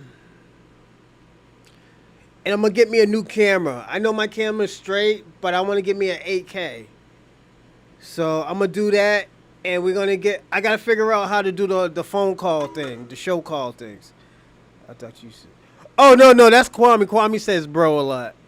Black people, which went Shout out against to you, Du Charlie. Bois and the talented 10th, who only wanted to organize the top 10%. Marcus Garvey said, our flag is going to be red, black, and green. And under this red, black, and green flag, we're going to organize all black people. The red for the people. The red for the blood of the ancestors. The black for the land, people. And the green for the motherland of Africa. Yep. That's what red, black, and green stands for. I told you, Kwame. Organizing Kwame didn't all even know black that. people across the world. And the boys and the talented 10th didn't like that. So they were in opposition to Marcus Garvey during that period. They were in opposition of that movement of the 90% of black folks, the everyday black folks, getting organized. And what they did was, read this book, Race First, by Dr. Tony Martin. What they did was, they tried to organize against and plot against Marcus Garvey. They called it the Whisper Campaign, the Garvey Must Go campaign, where they put practice together. His own tether on behalf brother. of the FBI. Well, it was the government. It wasn't the FBI back then. It was the Bureau of Investigation. That was before the FBI. It was the Bureau of Investigation. They worked with them and the government to get more. Tariq Nasheed didn't shit on Marcus Garvey. I did. I said Marcus Garvey was a scammer. There's certain things that I think he was scamming. When he was telling everybody to go back to Africa, and people was like, yo, why are we going to go to Africa? I'm not going to Africa. The fuck? And that's the shit that Kwame always be talking about. Oh yeah, we told you we was gonna go to Africa. Y'all didn't want to go to Africa. No, we didn't want to go to Libya or Liberia. You know, that's not our country. This is our country. You know, everything we have was here. Why would we want to start over? Like these, like yo, immigrants don't understand that. Like yo, Marcus, Gar- Mark, Marcus, Har- Gar- Marcus Harvey.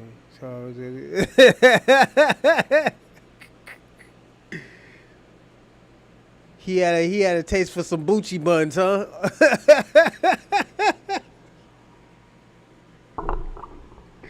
Oh shit. Nah, but yes, there was a informant, a undercover that was watching Marcus Garvey.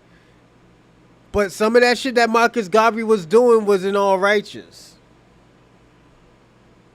Like telling us to leave America and go to Africa and shit like that and rebuild. Why should we rebuild somewhere and we know nothing about it? Like he left his own fucking country. He couldn't get popping in his own country. We can't listen to nobody. It's like me listening to somebody talk about, damn, you need your house. Your house needs to be clean. And we go to your house is dirty as a motherfucker. It's like, man, shut the fuck up. Your house is 3 times dirtier than my house. How you talk about somebody needs a clean? You know? Marcus Garvey deported out of America and to destroy his movement. Now, that's why even today, that segment is the red, black, and green. Dr. E. Franklin Frazier in the Black Bourgeoisie talked about this middle class of black folks who thought they were better than everybody else because they had more education than everybody else, because they had more money than everybody else, because they had made a deal with white folks that we're going to be the leaders. I told you we're going to be the leaders. We're going to keep the other 90% of black folks who don't have the money we have, don't have the resources we have, don't have the connection with white folks that we have. We're going to keep them under control. We're going to be the leadership, and white folks are going to pay for it. White philanthropists are going to pay for it, and make sure that only the 10% get access to the resources to organize our people. Now, let me add. Yo, Kwame said the same thing. Nah, that's for the lands. So red was for the blood, black was for the people, green was for the lands. That's how I was taught when I was younger. But yeah. Yo, Kwame said that same thing too. That's the crazy part. But this trick that this man is talking about goes on to this day right now. Democrats, they got white donors, but they got the black face like Ayanna Pressley, Jasmine Crockett, AOC, Kamala. They got these white faces that they can control. You know, and this is why everybody's turning on the Democrats. It's because they finding out that this shit ain't working. Like, don't forget all those people. Don't forget Roland Martin, Al Sharpton. They got paid. Al Sharpton, you didn't see that motherfucker? He got bigger the last few months. Yeah, he was eating. My man was eating. You know, and it always been like that. But we're going to watch this little skit, and we're going to go to the next one. Gatekeeping, do you feel like we should? Do you feel like it's okay? No, I don't. Because I think that everything we're doing does helping pushing the culture forward. You know what I mean? So like that's what I'm saying. Like for me, I've come to terms with like, yo, like I understand what my space is, and I understand that there are other people that this doesn't come as naturally to them. So in order to be able to get to where they're going, they need to look to people who are already, in those spaces. And I've just come to terms with that's kind of a space that I take up. particularly celebrity stylists, I don't think we understand how much of a role they play in shaping the culture. Are there any elements that, even if not intentional, are unique to Black culture that you make sure? It's a lot of information that I love to give clients, and that's what I appreciate about what I do for a living. Is like, I'm not just selling you clothes just because I'm trying to make money. It's like, no, like by the time you finish this interaction with me, you're gonna know what you're wearing, you're gonna know why you're wearing it, you're gonna know why the functionality of these things exist. You know what I mean? So like, that's kind of part of what I like to give as a brand. And So what he was saying, like, to me, he's half wrong. And the reason why I say he's half wrong, with these gatekeepers, everything has a price with them. These people, how to explain? These people want to, give me a sec, I gotta put my charger on. So these people technically want to,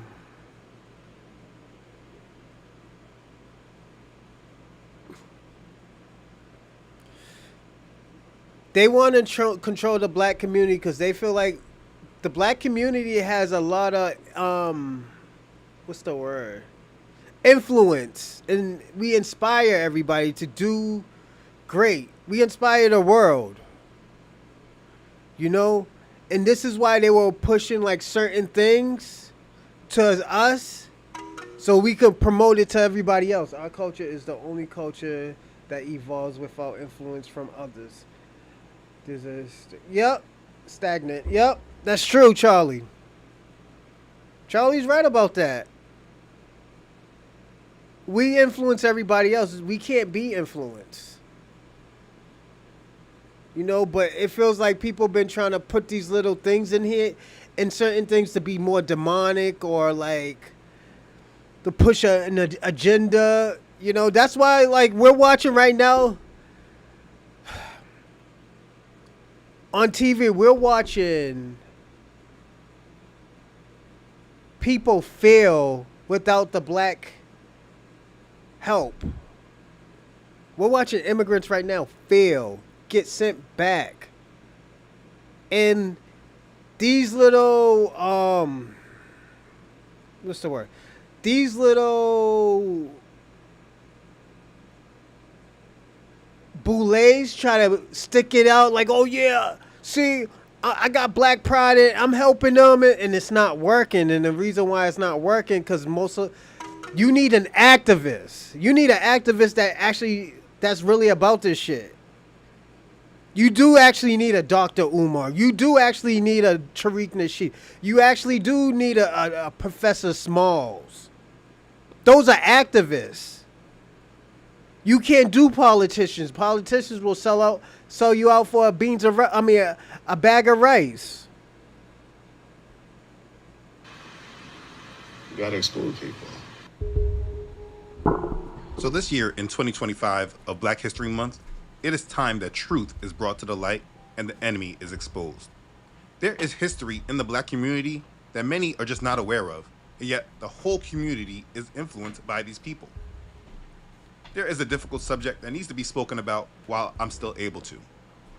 For the most part, if you watch my videos or are slightly aware of the lies to this world that we're born into, then secret societies are not a big shocker to you. And if you understand that, you know that we can mostly correlate a majority of agendas going on in this world with the different secret societies. Some are very well known and heard of, like the Freemasons or Skull and Bones, though we don't know a great deal about them besides what they allow others to know or what insiders have revealed and exposed. But there are many others, Facts. Some that are high up in the food chain or hierarchy of dominance that are not even known by the majority. Most people have never even heard of them, though they have yielded a great deal of influence. And this topic that I'm about to discuss will discuss one of the least known societies. And though in the grand hierarchy of this pyramid, they are not very high in importance in this world, talking about it. but in the Black community in America, they are extremely high in the pyramid. And most people have never even heard of them. They are the gatekeepers of the Black community, and if you do not understand them, you will have so many false beliefs and attitudes of Black America, our struggle, civil rights, and many other subjects that will not be corrected if they are not understood. Now, this is not a racial issue. Regardless of your race, you must understand this group because they have been used secretly against the population. If you were one that was influenced by the civil rights agenda, you were directly influenced by this organization.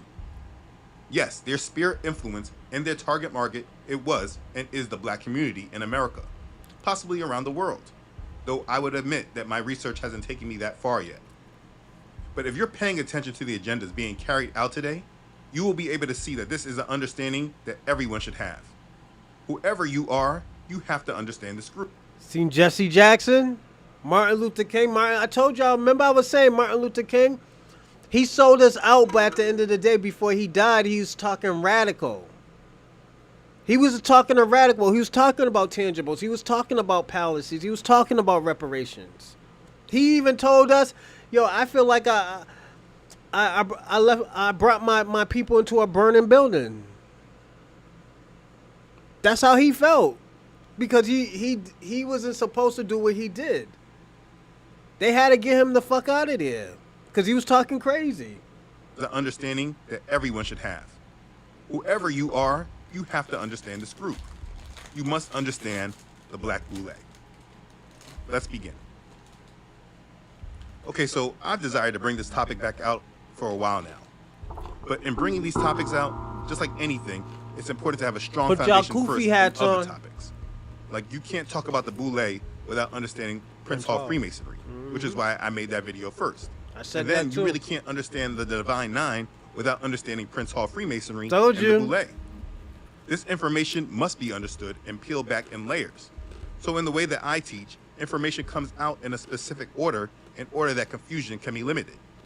So if you have not watched the one about Prince Hall Freemasonry, please watch that one first, because if you don't watch that, there may be information you are missing that doesn't completely allow you to connect all the dots that are about to be presented in this video. Now, before I get into the breakdown of what the Black Boule is, we need to go back in time. Let's go back to the times of slavery. During the times of slavery, we had plantations. This was large farms in the colonies of America that used the enforced labor of slaves to harvest crops like cotton, rice, indigo, sugar, tobacco, and other farm produce for trade and export around the world. This trade and export was how America was built. On this plantation, we had two different classes or groups of people. We had the masters and the slaves. There was no crossing between these classes. A master never became a slave, and a slave never became a master. Well, that's not entirely true. Eventually, there were slaves that became slave owners, but I don't want to get off point. I'm not going to talk much about the masters, but more about the slaves. To keep the slaves in line and know exactly what the slaves were thinking or plotting, the masters, they needed help. They needed allies within the slaves. So in the slave class, there was two other classes that were created. There were the regular slaves and then the house slaves. The house Negroes, which really is known by another word that I will not use. The house slaves were taken in the house, given better food and accommodations. They were treated better and were more aligned with the slave masters than they were with their own people. They were used by the slave masters to keep the slaves in line. The slave masters might not have been able to keep the slaves in line without the house slaves. It even became a goal for some of the slaves to be able to come inside and become house slaves themselves. Now, on top of that, the slave masters would also have babies with the house slaves. Those children would never be equal, but they were not the bottom class slaves that had nothing and had to work outside eating the scraps. I think you get the picture. And I think, for the most part, everyone should understand what the house slaves were. Now, here's the question I want you to think about. After slavery, and after they reprogrammed the slaves to believe that they were free, do you think that the position of house slave went away? Do you think that slave masters, those that were running and building this country, do you think that they did away with this house slave position that allowed them to keep tabs and control of the Negro community by just controlling a small few of them? The answer should be no. But here's the problem. Whether you ever thought about that question or not, you probably have not been exposed to the how. You might just call out a few names that you've seen on television that were obviously cooning and say that's what a modern house slave is. But you probably still have not been fully exposed to the real answer. And that's what we're going to talk about. Here's the irony, though, in obvious reprogramming of today. During the times of slavery, though there were a few slaves that wanted to become house slaves, The majority of the slaves, they despised the house slaves. They did not trust them or like them. Fast forward to our current modern times. Today, we praise the house slaves, and they are now our heroes. It's because we have been reprogrammed and reconditioned to love and accept our chains. And our goals are now to get in the house. Now y'all see why I talk crazy? Doesn't really sound crazy anymore. It really doesn't sound crazy anymore, because when we look at it, it's like, yo, I get it now. I get why he says what he says. Like, y'all starting to get it. It really never been about a black diaspora war. It always been about these motherfuckers cooning. This is why I speak to Shabaka and Kwame the way I do. I speak to you this way, Shabaka, because you do this house nigga shit. You technically do kind of do this house nigga shit, telling us to go to Africa, and we ain't got nothing here. Yeah. This is why we was like, yo, we're not going to run. We're going to fight to get what we want. That's what we're supposed to do. We're not supposed to flee. We're not supposed to run. We need to fix what we have now. Because you got to look at it, Shabaka. You got to look at it, Kwame. Not all of these people could go to Africa.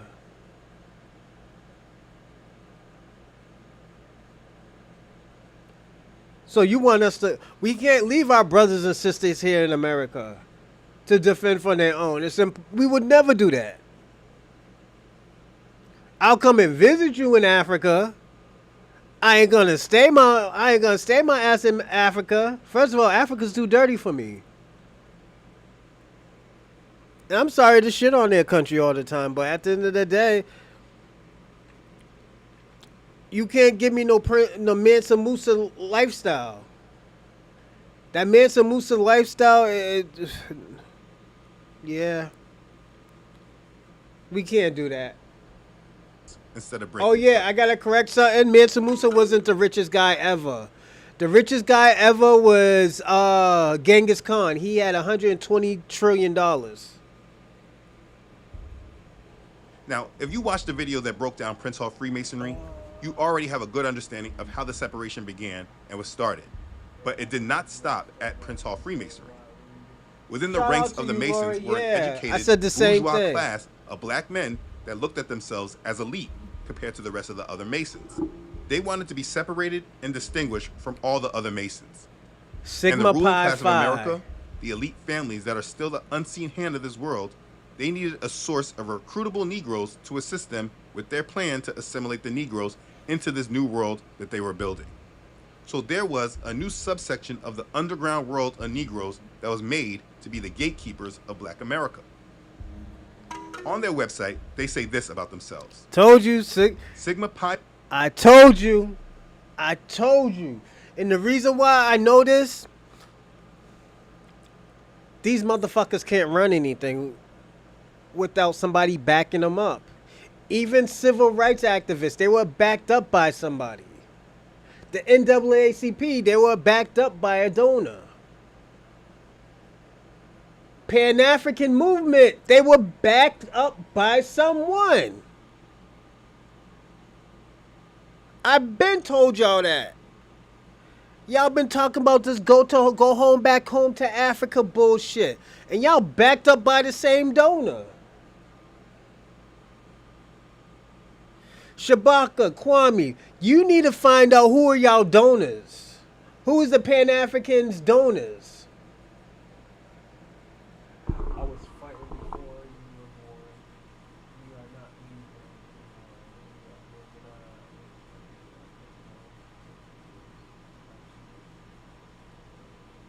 me. We are the natives. You could go build up Africa all you want. You go make Africa great. Africa hasn't been great in thousands of years. It's so bad y'all call yourself Africans and you're named after a Greek scholar.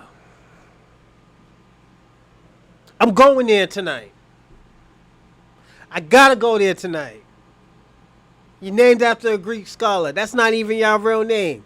Africa wasn't even your real name. And you talk about, oh yeah, the white man gave y'all a name that ain't even your real name. And the thing about it, you're an hypocrite now. It makes you look like a hypocrite. Cause Shabaka, you know that too. Am I right or wrong, Shabaka? Who gave that name to y'all Africa and Africans?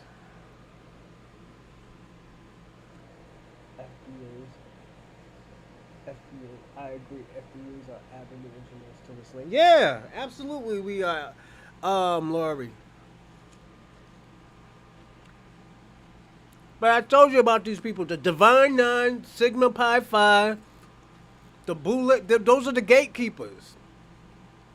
Those are the face of the gatekeepers. Those other, was it 8 men that you seen? The Rothschilds, the Rockefellers, and all of that. Those are. Hey, thanks for the sub. Was it EE? LL? Dope name, man. But yeah, I've been said that. I said they are the face of the gatekeepers, but there's somebody running it. Really, there's somebody's playing the backfield. They're controlling it. I've been said that. Pi Phi fraternity is also known as the Boule, which in ancient Greece was a council of chiefs. The meaning of the words Sigma Pi Phi, the titles given to its members and their wives, its officers, and the names of its Shabaka, you didn't listen to me. I said, you need to find out who funds Pan-Africanism, the Pan-Africanism movement. I didn't say who created what. I said, you need to figure out who funds it. Once you follow the money trail, you can now you find out who really has their hands in the game. local units are derived from Greek history and tradition as well.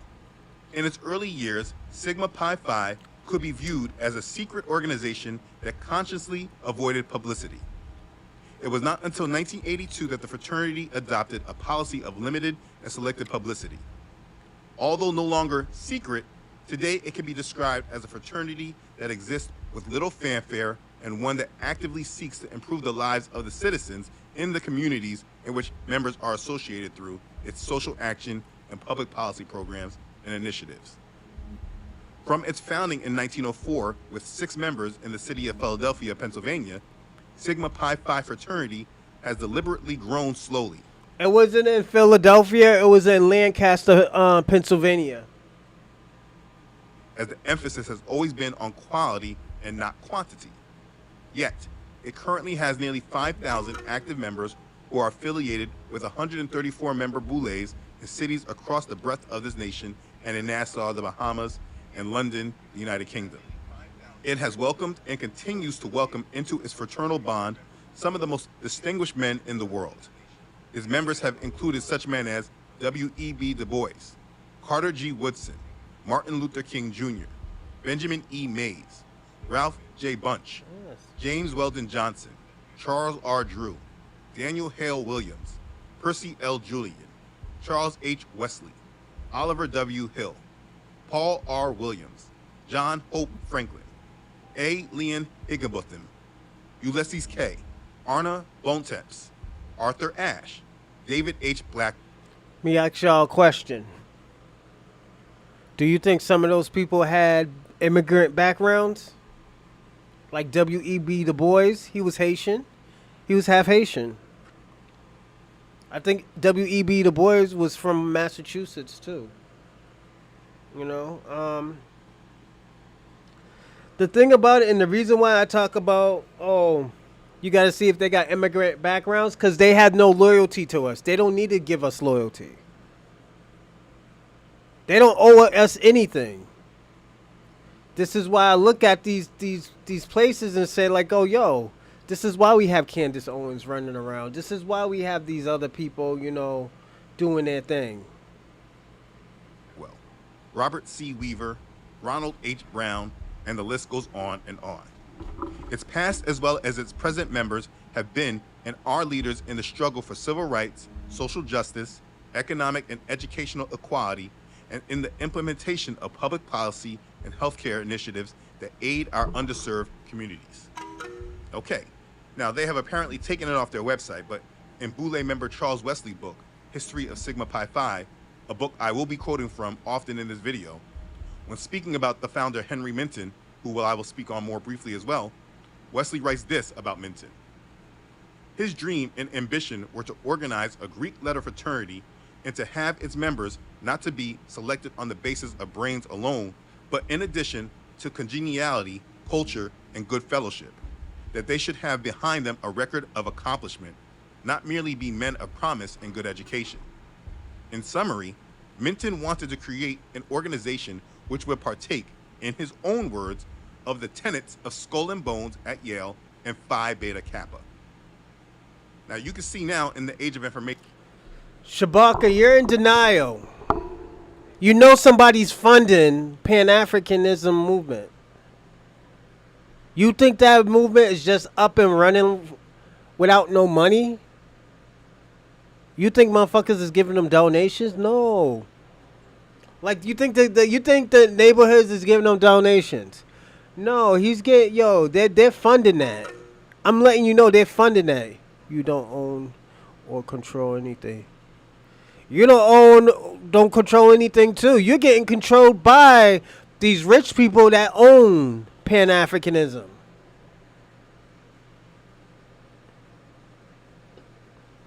Yes, you are. You're being controlled by them. And you don't even know it. You don't think those people was taking each other's Bucci cat back in the days? Yes.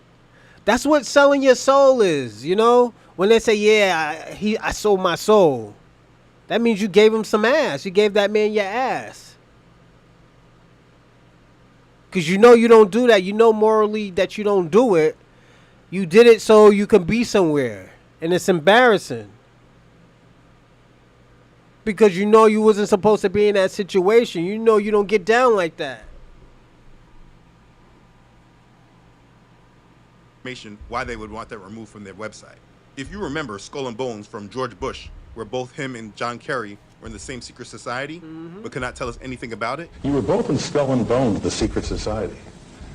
It's so secret we can't talk about it. What does that mean for America? The conspiracy theorists are going to go I'm wild. sure they are. I don't know. I haven't seen the web. Number 322? First of all, he's not the nominee. And, look, I look Are forward... you prepared to lose? No, I'm not going to lose. You both were members of Skull and Bones, a secret society at Yale. What does that tell us? Not much, because it's a secret. Yeah. Wikipedia says this about the secret society. Skull and Bones, also known as the Order 322, or the Brotherhood of Death, is an undergraduate senior secret student society at Yale University in New Haven, Connecticut.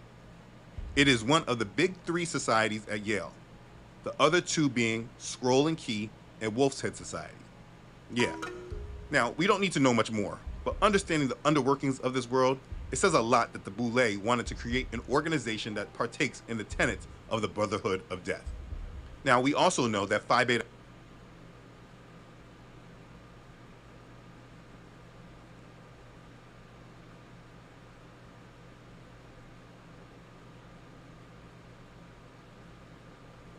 We're not complaining, but we are throwing it out there where we have...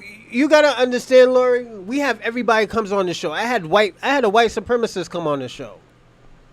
I have Pan-Africanism come on this show. When they ask questions, questions are answered. When they ask me why am I doing a certain thing, I tell them I have nothing to hide because at the end of the day, this is the reason why. We're not complaining. We're telling the reason why we doing what we're doing. Don't pay African descent. No. It's the thing about it with me. It doesn't bother me one bit. It's just, you know what? That's why I got into this game too, dude. With Kwame, I answer the same question probably twice, once or twice. I answer the question probably 4 or 5 times a week. The same question for Kwame. Shabaka probably 3 or 4, maybe 2 or 3, 2 or 3 Shabaka, yeah, like 2 or 3. I don't mind doing this because you know what? I do other shows and stuff. This one right here, we're not really dealing with what we usually deal with. Oh no, it's cool. Definitely ask questions. Because we usually deal with the Black American agenda, or yeah, Black American agenda that we usually do, or current events. This one right here, this was just a random topic that I'm doing. So hold on, what was the topic question anyway? Are gatekeepers misleading? Yeah, so this question is more of who are the gatekeepers right now. This is where we are right now. So the next thing we're doing next is figuring out who is the gatekeepers. Right now we're figuring out that the gatekeepers were Martin Luther King, Jesse Jackson, all these people. These are the people that's controlling the media, the culture, the activism. Yeah, this is what we're watching right now. But thank you. It was a good question. Thank you, Lori. Beta Kappa, who he also wanted to mirror his organization after. This is a Masonic organization, and I will revisit that info as I deal with the Divine Nine. But let's continue to focus on the Boule. You see, everyone has heard of the Alphas, the Kappas, the Omegas, the Sigmas, the Deltas, AKAs, etc. Especially if you went to an HBCU like I did. But one thing that is not spoken of is the first Black Greek letter fraternity. Across America's colleges, when at the time you can say that they were predominantly white institutions of higher learning, these institutions had their Greek college fraternal organizations in much earlier periods. The organizations like Phi Beta Kappa were very early started in the higher learning institutions of America. But in the Black community, these organizations, these Greek letter organizations, were not undertaken until after the 1900s. Now, if you hear people speak of their fraternities, they love to talk about the history and how old it was. But the one thing that's not spoken on is if these people were just freed only 40 years before their organization was created, where did they get this knowledge of Greek letter fraternities from? It's obviously not original and was emulated from organizations that came before them. Organizations that actually held membership of some of the same exact people that once enslaved them. Where do you think your Greek fraternity influence comes from? But we can talk about that later. Let's talk some more history. Bear with me, please. Sigma Pi Phi was the first Black Greek letter fraternity before all the more widely known Divine Nine fraternities in the Black community was created. Now, the Black man at this time was on the rise, due mainly to the rise of Prince Hall Freemasonry, which was discussed in the previous video. During the beginning of the 20th century, in the early 1900s, there were established Negro professionals. By the beginning of the year 1900, the total number of Negro college graduates had been increased to 7,488. The majority of this group had come from Southern colleges, although there was an important minority who had graduated from Northern colleges. After these men who held bachelor's degrees, the number of graduate and professional degrees was relatively much smaller. The census of 1900 showed that the Negro population was steadily building an improved economic, educational, and social status. One of the areas that this improved status was improving was in Philadelphia, Pennsylvania. If you remember in the last video, I told you to remember this city. This was the city that saw the second or third Prince Hall Masonic Lodge created in the country. Anyways, the city of Philadelphia ranked high in the list of those giving work opportunities to the Negro population. Remember, Pennsylvania was a northern state, and the proportion of free blacks in Philadelphia before the Civil War was greater than in any other city in the north. In 1900, there was in a single ward of Philadelphia 7 teachers, 5 lawyers, 6 physicians, 22 clergymen, and 3 dentists. This is not normal for the Black community. There were 3 major socio-economic Negro groups in Philly. The first was the small group of professional persons who were the physicians, the dentists, lawyers, teachers, pastors, executives of business enterprises. A second group included the skilled and semi-skilled industrial workers and a large number of domestic servants. And the third group was the vast majority, and they comprised of the class that was considered unskilled laborers who were in poverty and low-income living in the congested areas of the city, what we call ghettos. Here's an important point that Wesley notes in his book.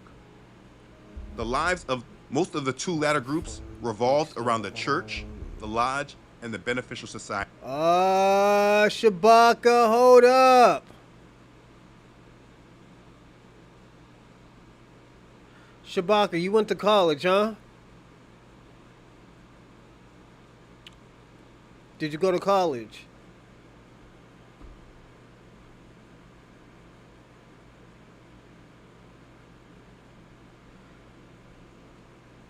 What fraternity was you with? Don't lie. He says, during the last decade of the 19th century, there were 19 lodges of Masons, 6 chapters of the Eastern Star, 5 commanderies, 3 of the Scottish Rite, and 1 drill corps. There were lodges of the Knights of Pythias, Oddfellows, Galilean fishermen, and other important organizations based upon fraternal ties. Churches, they had been organized and have flourishing memberships, and were influencing the people in the development of self-respect and self-support, same way they do right now. The churches and lodges had property valued at over $1 million at that time. If you remember from the last video, Prince Hall Freemason Richard Allen created the AME Church in Philadelphia. So I gave you all that information so you can understand what the times were like. It's important to understand this. Henry M. Minton, founder of Sigma Pi Phi, was educated and a professional. He had the first drugstore operated by Negroes in Philadelphia. He later became a doctor, graduating from Jefferson Medical College. There were Greek letter fraternities in the institutions which he had attended, but Negroes were excluded from their membership.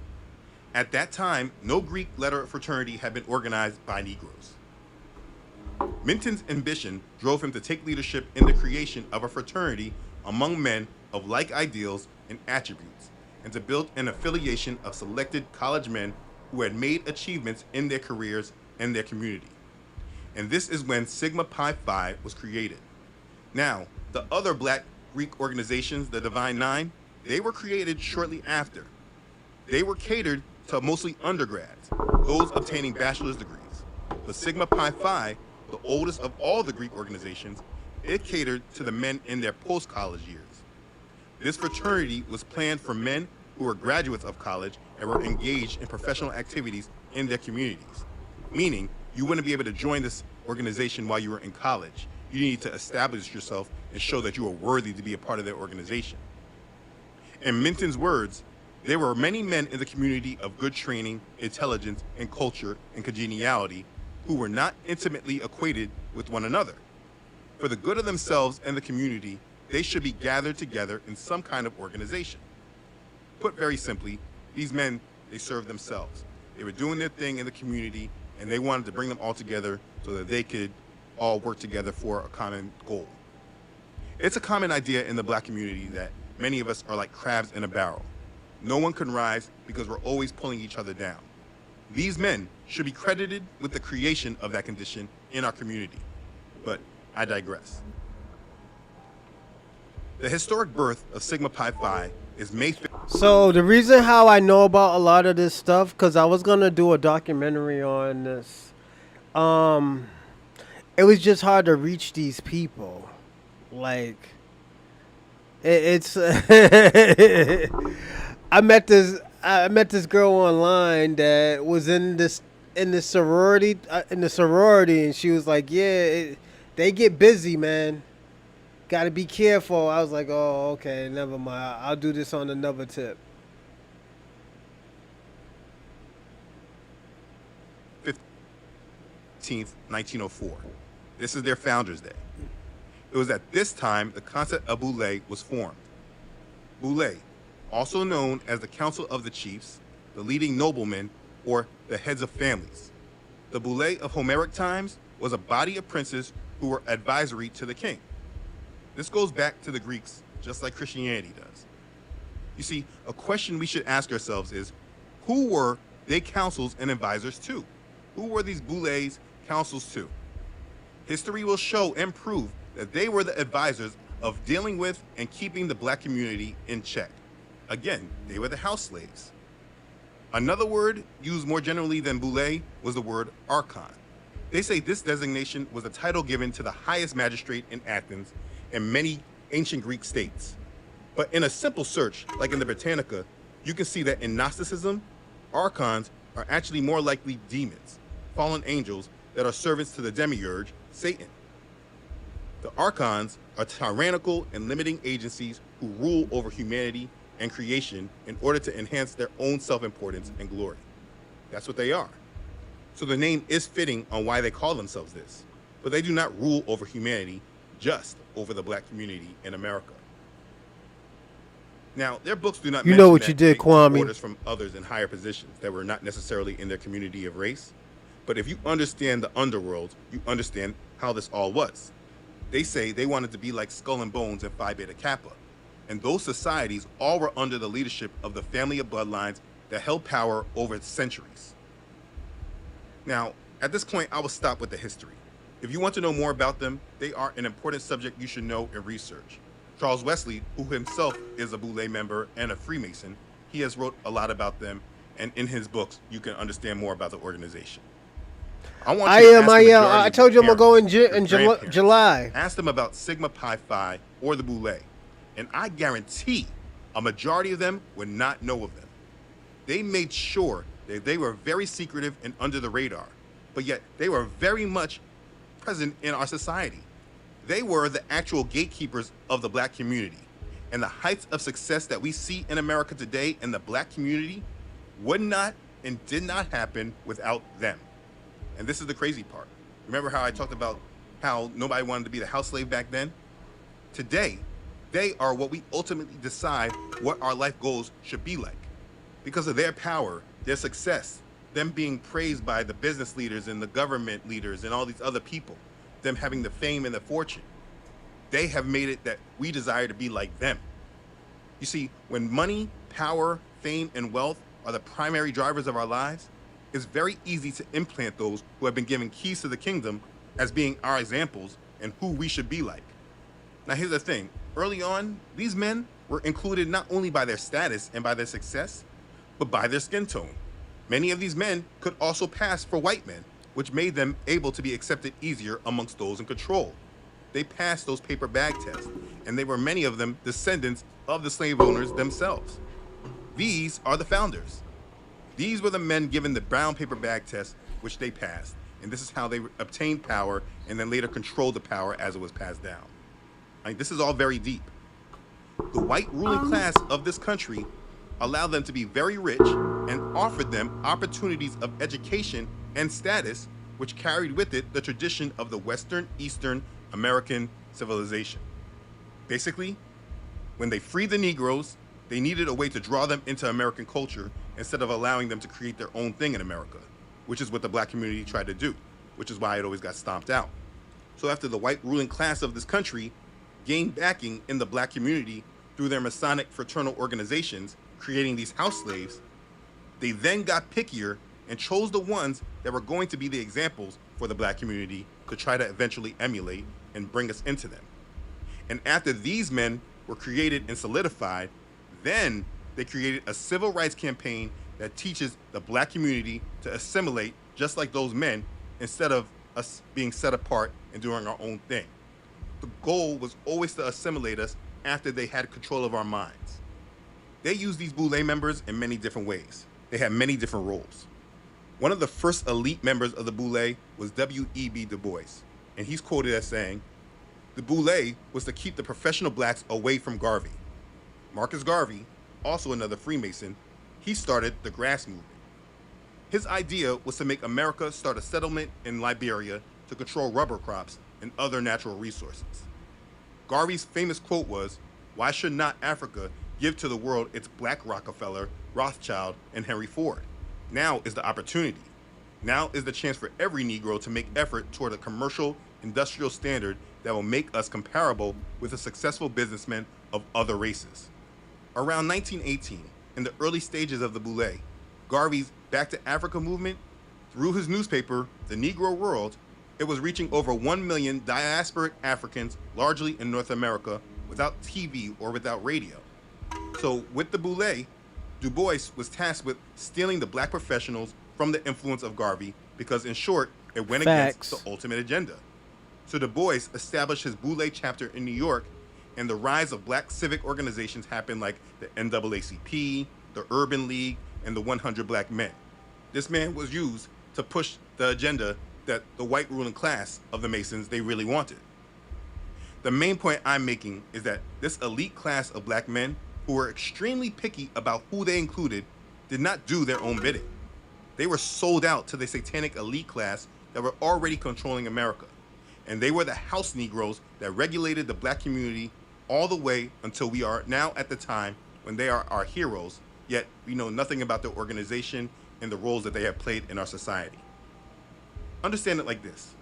Those who secretly ran this country did not want the... Some of those people who were on there, they wasn't. Muhammad Ali wasn't because he lost his belt. Prince wasn't. He was giving out too much information. Let me see. Colin Kaepernick wasn't. Richard Pryor wasn't. Yeah, there was quite a few that wasn't on here. Understand it like this. Those who secretly ran this country did not want the black community to turn to the Most High, so they controlled their goals and the agendas that they had.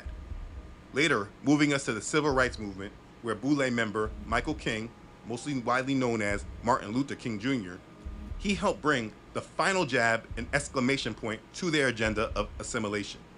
And we have been unknowingly following their agenda and influence ever since. So here's the question. Why don't your parents and grandparents know much about them? Well, it's simple. They were hidden in the past. But in 1982, like I read earlier, the fraternity adopted a policy of limited and selected publicity. But they were still widely a secret to many.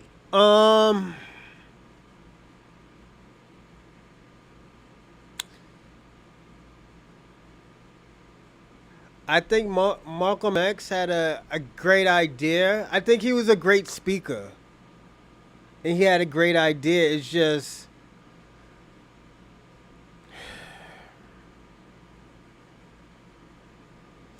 It was a few things. You know, it was a few things. I probably would have to do a topic question on it. I will do a topic question on that because there's so much components to the Malcolm X thing. Right in plain sight. You know, the Divine Nine, the other black Greek letter organizations that followed after, became their tools of recruitment. And so you normally would not see a member of the Boule that is not a member of these fraternities and sororities. Those members of the Divine Nine, they are just a low-hanging fruit. Like, I'll give you an example. So Malcolm X was a great speaker. But what messed him up was his loyalty to, what's his name? Elijah Muhammad. The reason why Malcolm X knew how to talk to people, Malcolm X was a pimp. He was pimping out white women. That's how he got to jail. And he knew how to get to people. He knew how to talk to people. Malcolm X was a hustler. His best friend was Bumpy Johnson. Bumpy Johnson was the godfather of Harlem. He was a drug dealer. And he was running numbers. So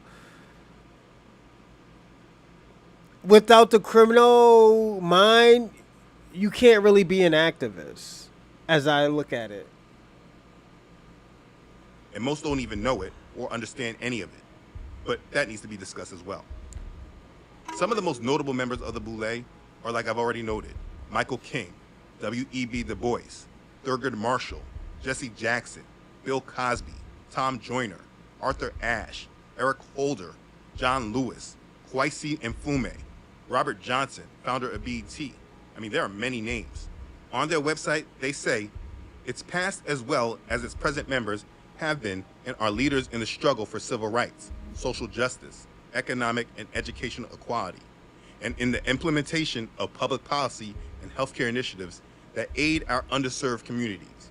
Each member is committed to upholding the principles upon which the fraternity was founded, and thereby enriching the lives of our citizens. Each member strives to enhance the brilliance of its beacon light. Its over 100-year history is a testament to determination, dedication, and a commitment to excellence. You see, for me, my rule of thumb is anywhere that there are prominent black professionals, chances are they're in the Boule. And then what I do is I look to see if they're part of a Greek letter fraternity, and if they are, I pay closer attention to what they're saying and what they're doing, just so I know what their agendas are. These people are very secret, so everyone attached is not known. But they are, in fact, the true gatekeepers of Black America, and they should never be ignored. Here's an activity. Anytime you see a prominent black person in business or politics or religion anywhere, look to see if they're a member of a Divine Nine fraternity. If you remember when Kamala was being propped up, it was most of her Divine Nine people that were propping her up in the first place. Told you. When you understand this, you can always see that these figures have a door of control that was always opened. You see, the power structure of this world is right in our faces, and what they want us to do is ignore it and act like it's all coincidence. Listen, it's at this time they were about to enter into their new world that these groups pledged themselves to help promote, and they helped set the stage for. It is at this time that they must be understood and their influence examined if you are trying to remove yourself from the influence of this world. Now, it's important that you know and understand this is nothing that you can stop or that you can change. This is not information for us to stop their organizations or those like them. The main part of this understanding is to see how controlled this world is and understand why it is necessary to be set apart. Malcolm X was about to go back to the Nation of Islam, so he wasn't going to Africa. He was about to go back to Islam. I mean, he was about to go to back to the NOI. And I really do think this. I think the FBI had something to do with him dying. I do agree with that. She's definitely in a black sorority. But the thing about it, I don't think Kamala, I don't think she got strong black roots, though. You know, you don't have to be a criminal to be a great Pan-Africanist. I didn't say that. I said that his mindset, the reason why he had so much charisma and people loved him, is because he knew how to talk to people. He had the experience of the streets. What's his name? Didn't have that. When Minister Louis Farrakhan started, he didn't have the streets like that. You know, so that's where I'm coming from when I say that. There's nothing bad about it. It's just, you know, that's how certain things is. That's why people were attracted to him. And plus, the people, look who he had around him: Bumpy Johnson, Bill Russell, Malcolm X, Muhammad Ali. He had these people who had so much charisma around him. You don't think he was gonna have charisma either? Of course he was. From it. When you're following these people, you're following all these lies that these people are doing in their secret societies that they're not telling you, but they're attaching you to it in some way. When you understand this, you can understand the agendas like the civil rights movement, which was not actually about equal rights, but tying Negroes to the judgment that is set aside for this nation. When you understand this, you can understand when pastors like Jamal Bryant are using the pulpit to boycott Target. Like, why is he wasting his time with a message like this? You see, they're all being used for agendas that are used to bring the world to the acceptance of the beast, and the Negro community is very much important for many different reasons. But these Negroes are house slaves that are being used to tie us with them. I'm confident that if you're not a believer or strong in your belief, you may likely say, so what am I supposed to do with this information? But the answer is very simple for a true believer in Yahusha, the Messiah. The reason it's simple is because it's something we should do regardless if you know this information or not. And that is that we must be holy and set apart. I'm just showing you this information to really show you how much of this world you need to reject and why you should be rejecting it. I've been making videos trying to display how tainted this world really is. From my earlier videos about the symbols, you should see how many satanic symbols are lingering in our society. When exposing the Matrix, it should be easy to see how much control these people have had over our world. When understanding mind control, you should be able to see how they have been directing us for decades. I want you to understand how deep all this goes, because for most of us, we can pinpoint exactly where in time we were sucked into this world and its agenda. And most of the time, it links back to these men and these organizations. The goal is to show you how polluted this world really is and how little control you have had in it. We have been guided and we have been directed to believe in and take part in a system that we have been manipulated to accept. They have given us heroes that were in secret actually our enemies, and they have made our enemies out of people that were actually our heroes. They have been working and guiding us into accepting their coming new world order and their false messiah. And if we don't want to feel the ultimate consequence of following them down this broad path that leads to destruction, you need to come out of Babylon and be separate. When I have said I don't vote, people used to come against me, not understanding how deep these people were in the system that were trying to steer us. I don't care about this system. In my hospital room and said, John, don't worry, we will make it from Selma to Montgomery, and the Voting Rights Act will be passed. Because it's all controlled by puppets. You'll hear many older generations like the baby boomers. They'll say they still participate and vote in this system because the older generations fought for this right. But the truth is that after you do the research, you should see that our older generations were just manipulated by these same groups of people that they did not even know existed. And me not participating is me trying to remove my blood from their iniquities. In this epistle, the Apostle Paul writes, "Do not be unequally yoked together with unbelievers. For what fellowship has righteousness with lawlessness? And what communion has light with darkness?" No, he's doing too much for me. We got two more. We'll do half Welcome and to half. Off Code, the show where we ignore the cultural codes and have real and intriguing conversations regarding the Black community and ways we can move forward to human flourishing.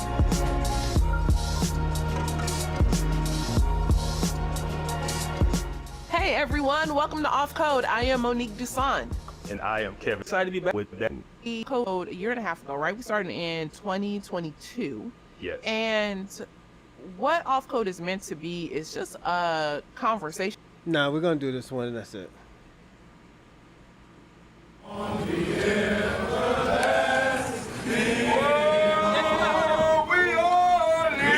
I used to live over there. That's Selma, Alabama.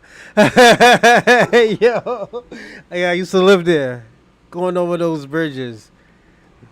So yeah, that's a racist man's bridge. It makes me smile because that's where my great granddaddy. I always tell you about. He died when he was 92. He lived over there. Jesus Christ, like this makes me feel good. In that water, there's a lot of snakes and alligators. Or those are crocodiles. It was something. It's some type of reptile. It's the most simplest life I ever had in my life, and I ever had. The most simplest thing I ever had was living there.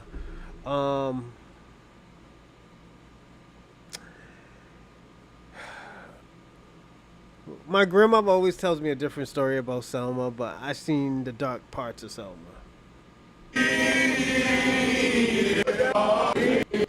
Sugar Ray Robinson, Booker T. Washington.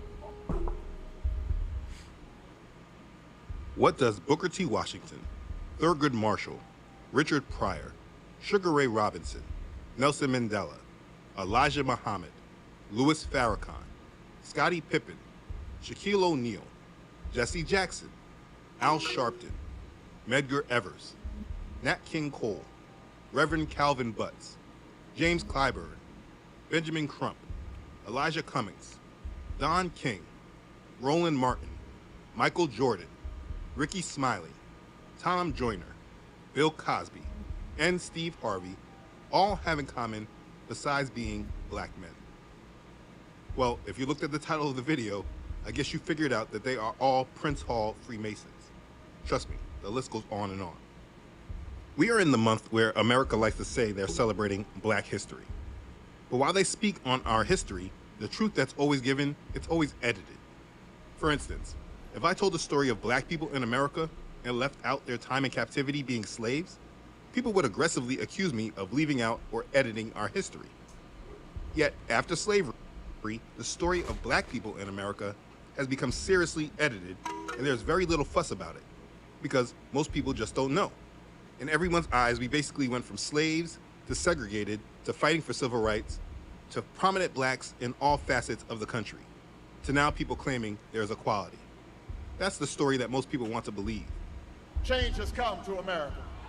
But the truth is that this version of history is extremely edited.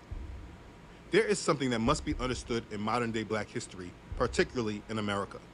Without it, you miss a very big side of history that will always leave you blinded and confused and led astray into rebellion. There is no modern-day black history without Prince Hall Freemasons. There is no Black History Month without understanding Prince Hall Freemasons. Mostly everything that...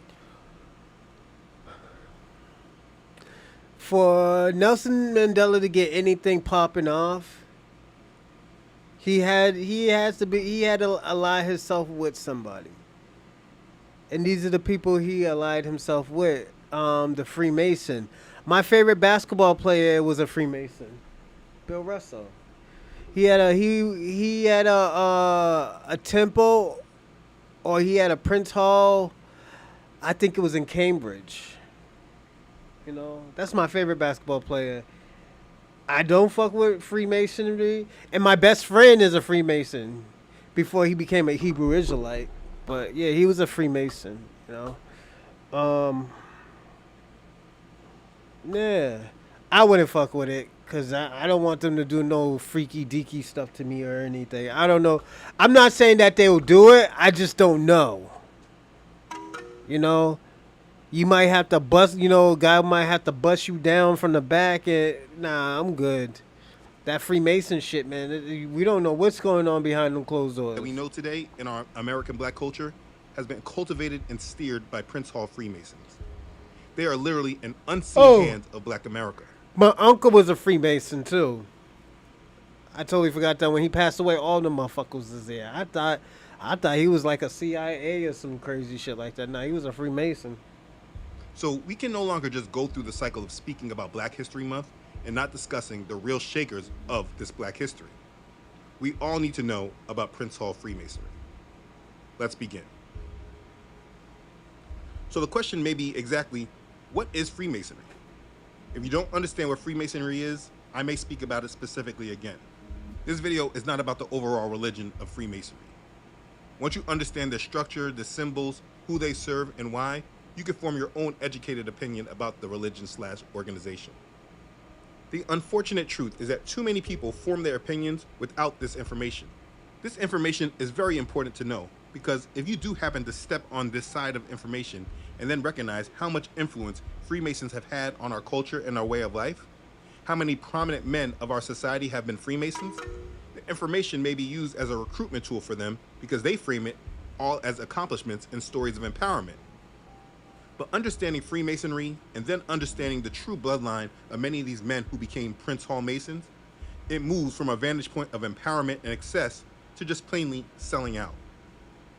Our history today has made heroes out of those we should be looking at as villains. But again, this video is not about Freemasonry. We need to discuss the hidden role the religion/organization called Freemasonry has had on our society as a whole. Because whether you know it or not, Prince Hall Freemasonry is a backbone of the black community. And even if you're not a part of the community, you must understand that there is an edited side of the story that they are not telling. I'm sure many are not aware that in Black America, since the ending of the Civil War, Freemasonry was used as a tool for cultural improvement and advancement. It is what blacks in America clung to as the source of equality, freedom, and justice. There will be no civil rights movement in America without Freemasonry. And maybe your initial thought is to cheer them on for it, but what if these goals and movements were less about equality and freedom and more about rebellion, walking away from our creator in a different form of slavery? We'll get to that. Either way, like I said earlier, the story of Black America cannot be accurately and fully told without recording the impact that Prince Hall Freemasonry had upon Black society. Behind nearly every pivotal turn in the history of Black America, Prince Hall Freemasons may be found, especially in the Black church. A source that I'm going to be using from this book is a book from David Gray titled Inside Prince Hall. The foundation of Prince Hall Freemasonry was laid between 1775 and 1847. On March 6, 1775, 15 civilians were initiated in the Freemason Grand Lodge of Ireland, Lodge number 441, which had a lodge chartered in Boston, Massachusetts. These 15 men were Negroes from the That Prince Hall is near my old high school. So yeah, I know where that is. Boston area. One of them was named Prince Hall. Now it's important to know it wasn't the American Freemasons who initiated these men, but the lodges in England. In 1776, during the War for Independence between America and England, the 15 black men, including Prince Hall, formed themselves into a lodge which was called African Lodge Number 1, under the leadership of Prince Hall. There is a 300-page book known as Prince Hall's Letter Book, which provides much of the records about all of this and how the African lodges grew and spread. African Lodge, under leadership of Prince Hall, was held in high regard in the general community, aside from the racists who opposed them because of their color and their race. The lodge was particularly attractive to leaders in the black community. It showed a different type of black man that was not seen in this country before then. Hall established 2 new lodges, one in Providence, Rhode Island, and the other in Philadelphia. Remember Philadelphia because they are important for another subject. African Lodge of Boston continued to meet and grow in numbers, and Prince Hall remained its master until his death on December 4th, 1807. Prince Hall was succeeded as master of African Lodge by Nero Prince. It is claimed that in 1808, representatives of the 3 lodges, African Lodge of Boston, African Lodge of Philadelphia, and African Lodge of Providence, met together and organized an African Grand Lodge with Nero Prince as the Grand Master, and they changed the name from African Lodge to Prince Hall Grand Lodge in memory of Prince Hall. And they started expanding, adding more lodges. And this was the foundation of what is now Prince Hall Freemasonry. Now, it's important to note that the Masons were not considered equal amongst their white brothers, and they were barred entrance as members in the great majority of white lodges. And this was a huge reason expansion was necessary. The lodge started to be used as an institution of union and social uplift in the black community. In a Masonic-run country, joining this institution seemed like a way of uplifting the black community and finding ties with their oppressors. They joined the great plan to serve the architect or God of Freemasonry. And that goal and alliance in the end superseded the hate because of their race or bloodline, because it was a clear declaration that they were on their side. But it's not like they did not deal with racism. To a great extent, the Prince Hall Masons were isolated from white masonry, although they seem to have learned and emulated many of the customs and usages of the neighboring lodges and Grand Lodges, so that they may speak in general terms of American Masonic practice, without having to distinguish between Prince Hall and mainstream when comparing other countries. The foundation that Prince Hall laid was the beginning of the rise of the Negro in America. Yet this story is seldom told in our history books and in our schools. I wonder why. If it was such a noble and admirable thing, why isn't it told? But I digress. There are a lot of details on how they grew and spread their membership around the country, but the details are inconsequential. They grew and gathered black men into their Masonic traditions. Here's the thing that needs to be understood. This is the foundation of where the confusion comes from in the black community. You look at the black community today and you see leadership in many different types of roles: business leaders, politicians, civil rights leaders, etc. But it was not always so. If the white Masons were in power and they had a problem with even recognizing the Prince Hall Masons, then it's obvious that moving into these high roles in American society, it would have taken some time. So what did the Prince Hall Masons do? Because they were still leaders in their own community. You see, there was a huge attachment to the black church. And if you ever want to understand how things are so bad in the church today, you should understand that from the start, when the foundations of the Negro church in America was being built, it was already contaminated. Many of the black churches across the country were being run by Freemasons. In my research, it is said that it is a normal routine for the opening and closing prayers in a Prince Hall Lodge or social function to be ended in the name of Jesus, and to include other exclusively Christian phrases during the prayer. It is said that only the Prince Hall Grand Lodge of California practices a craft, that means Masonic, ritual, which actually mentions Jesus. But it is a normal routine for Christian hymns to be sung during the opening and closing and during degree ceremonies and social affairs.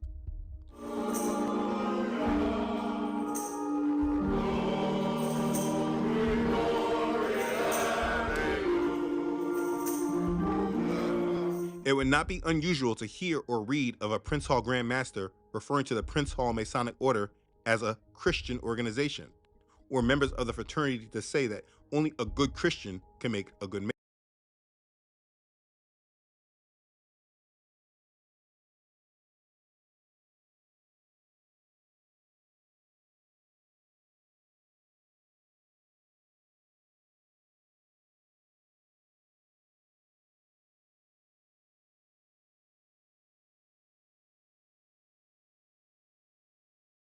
Mason.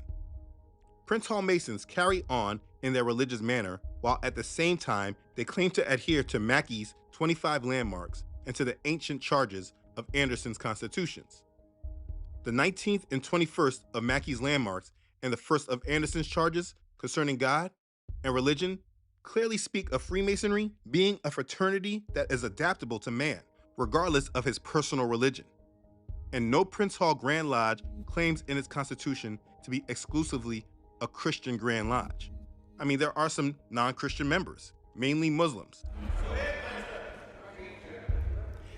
Some of you are Masons, Shriners, studying the secret wisdom of God in your lodges. But your lodge is a little different from the white folks' lodge.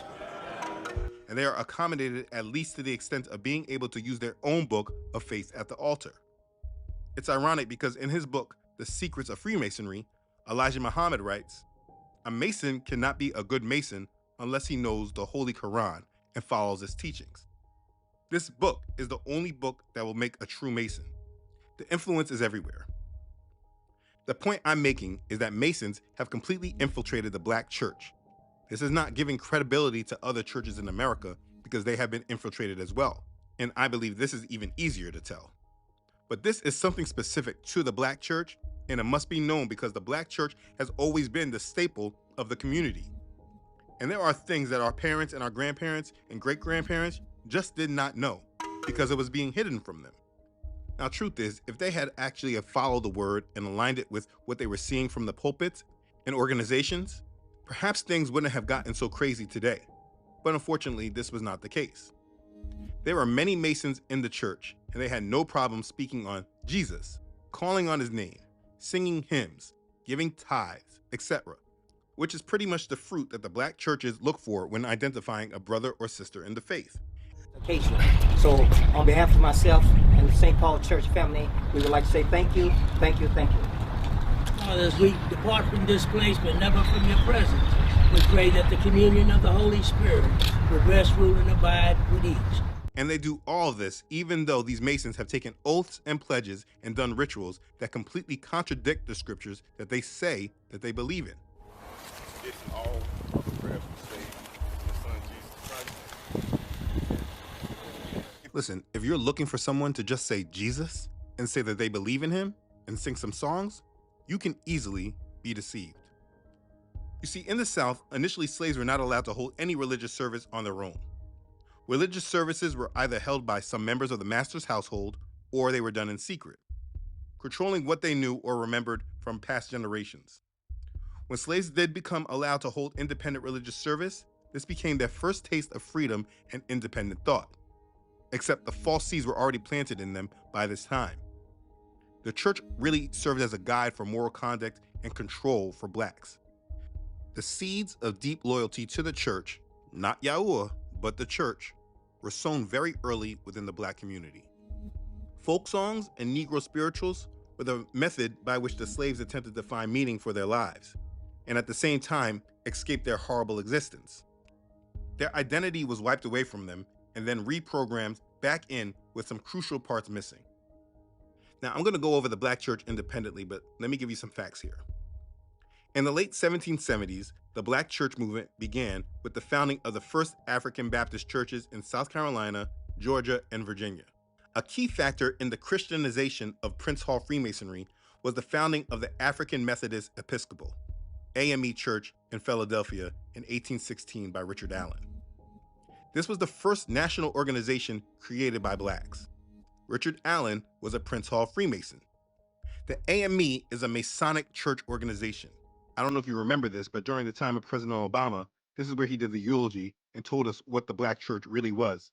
The church is and always has been the center of African American life.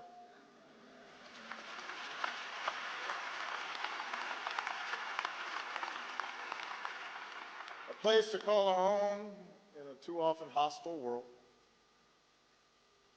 A sanctuary from so many hardships. There have been and continue to be community centers where we organize for jobs and justice, places of scholarship and network, places where children are loved and fed and kept out of harm's way and told that they are beautiful and smart and taught that they matter. That's what happens in church. That's what the black church means. And then sang Amazing Grace. Amazing grace, how sweet the sound. Anyways, it is said that during Richard Allen's time, nearly every black in the Philadelphia area was an African Methodist Episcopal Christian. Allen had greater influence upon blacks of the North than any other man of his time. And of course, Prince Hall Freemasonry had a great influence on the growth and development of the AME Church. The black church in America has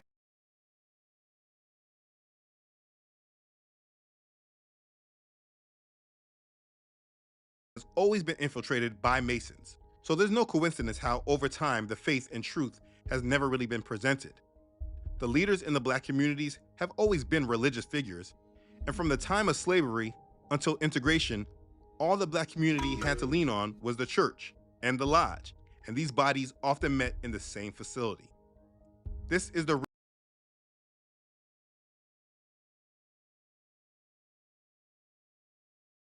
real truth about the Black American experience.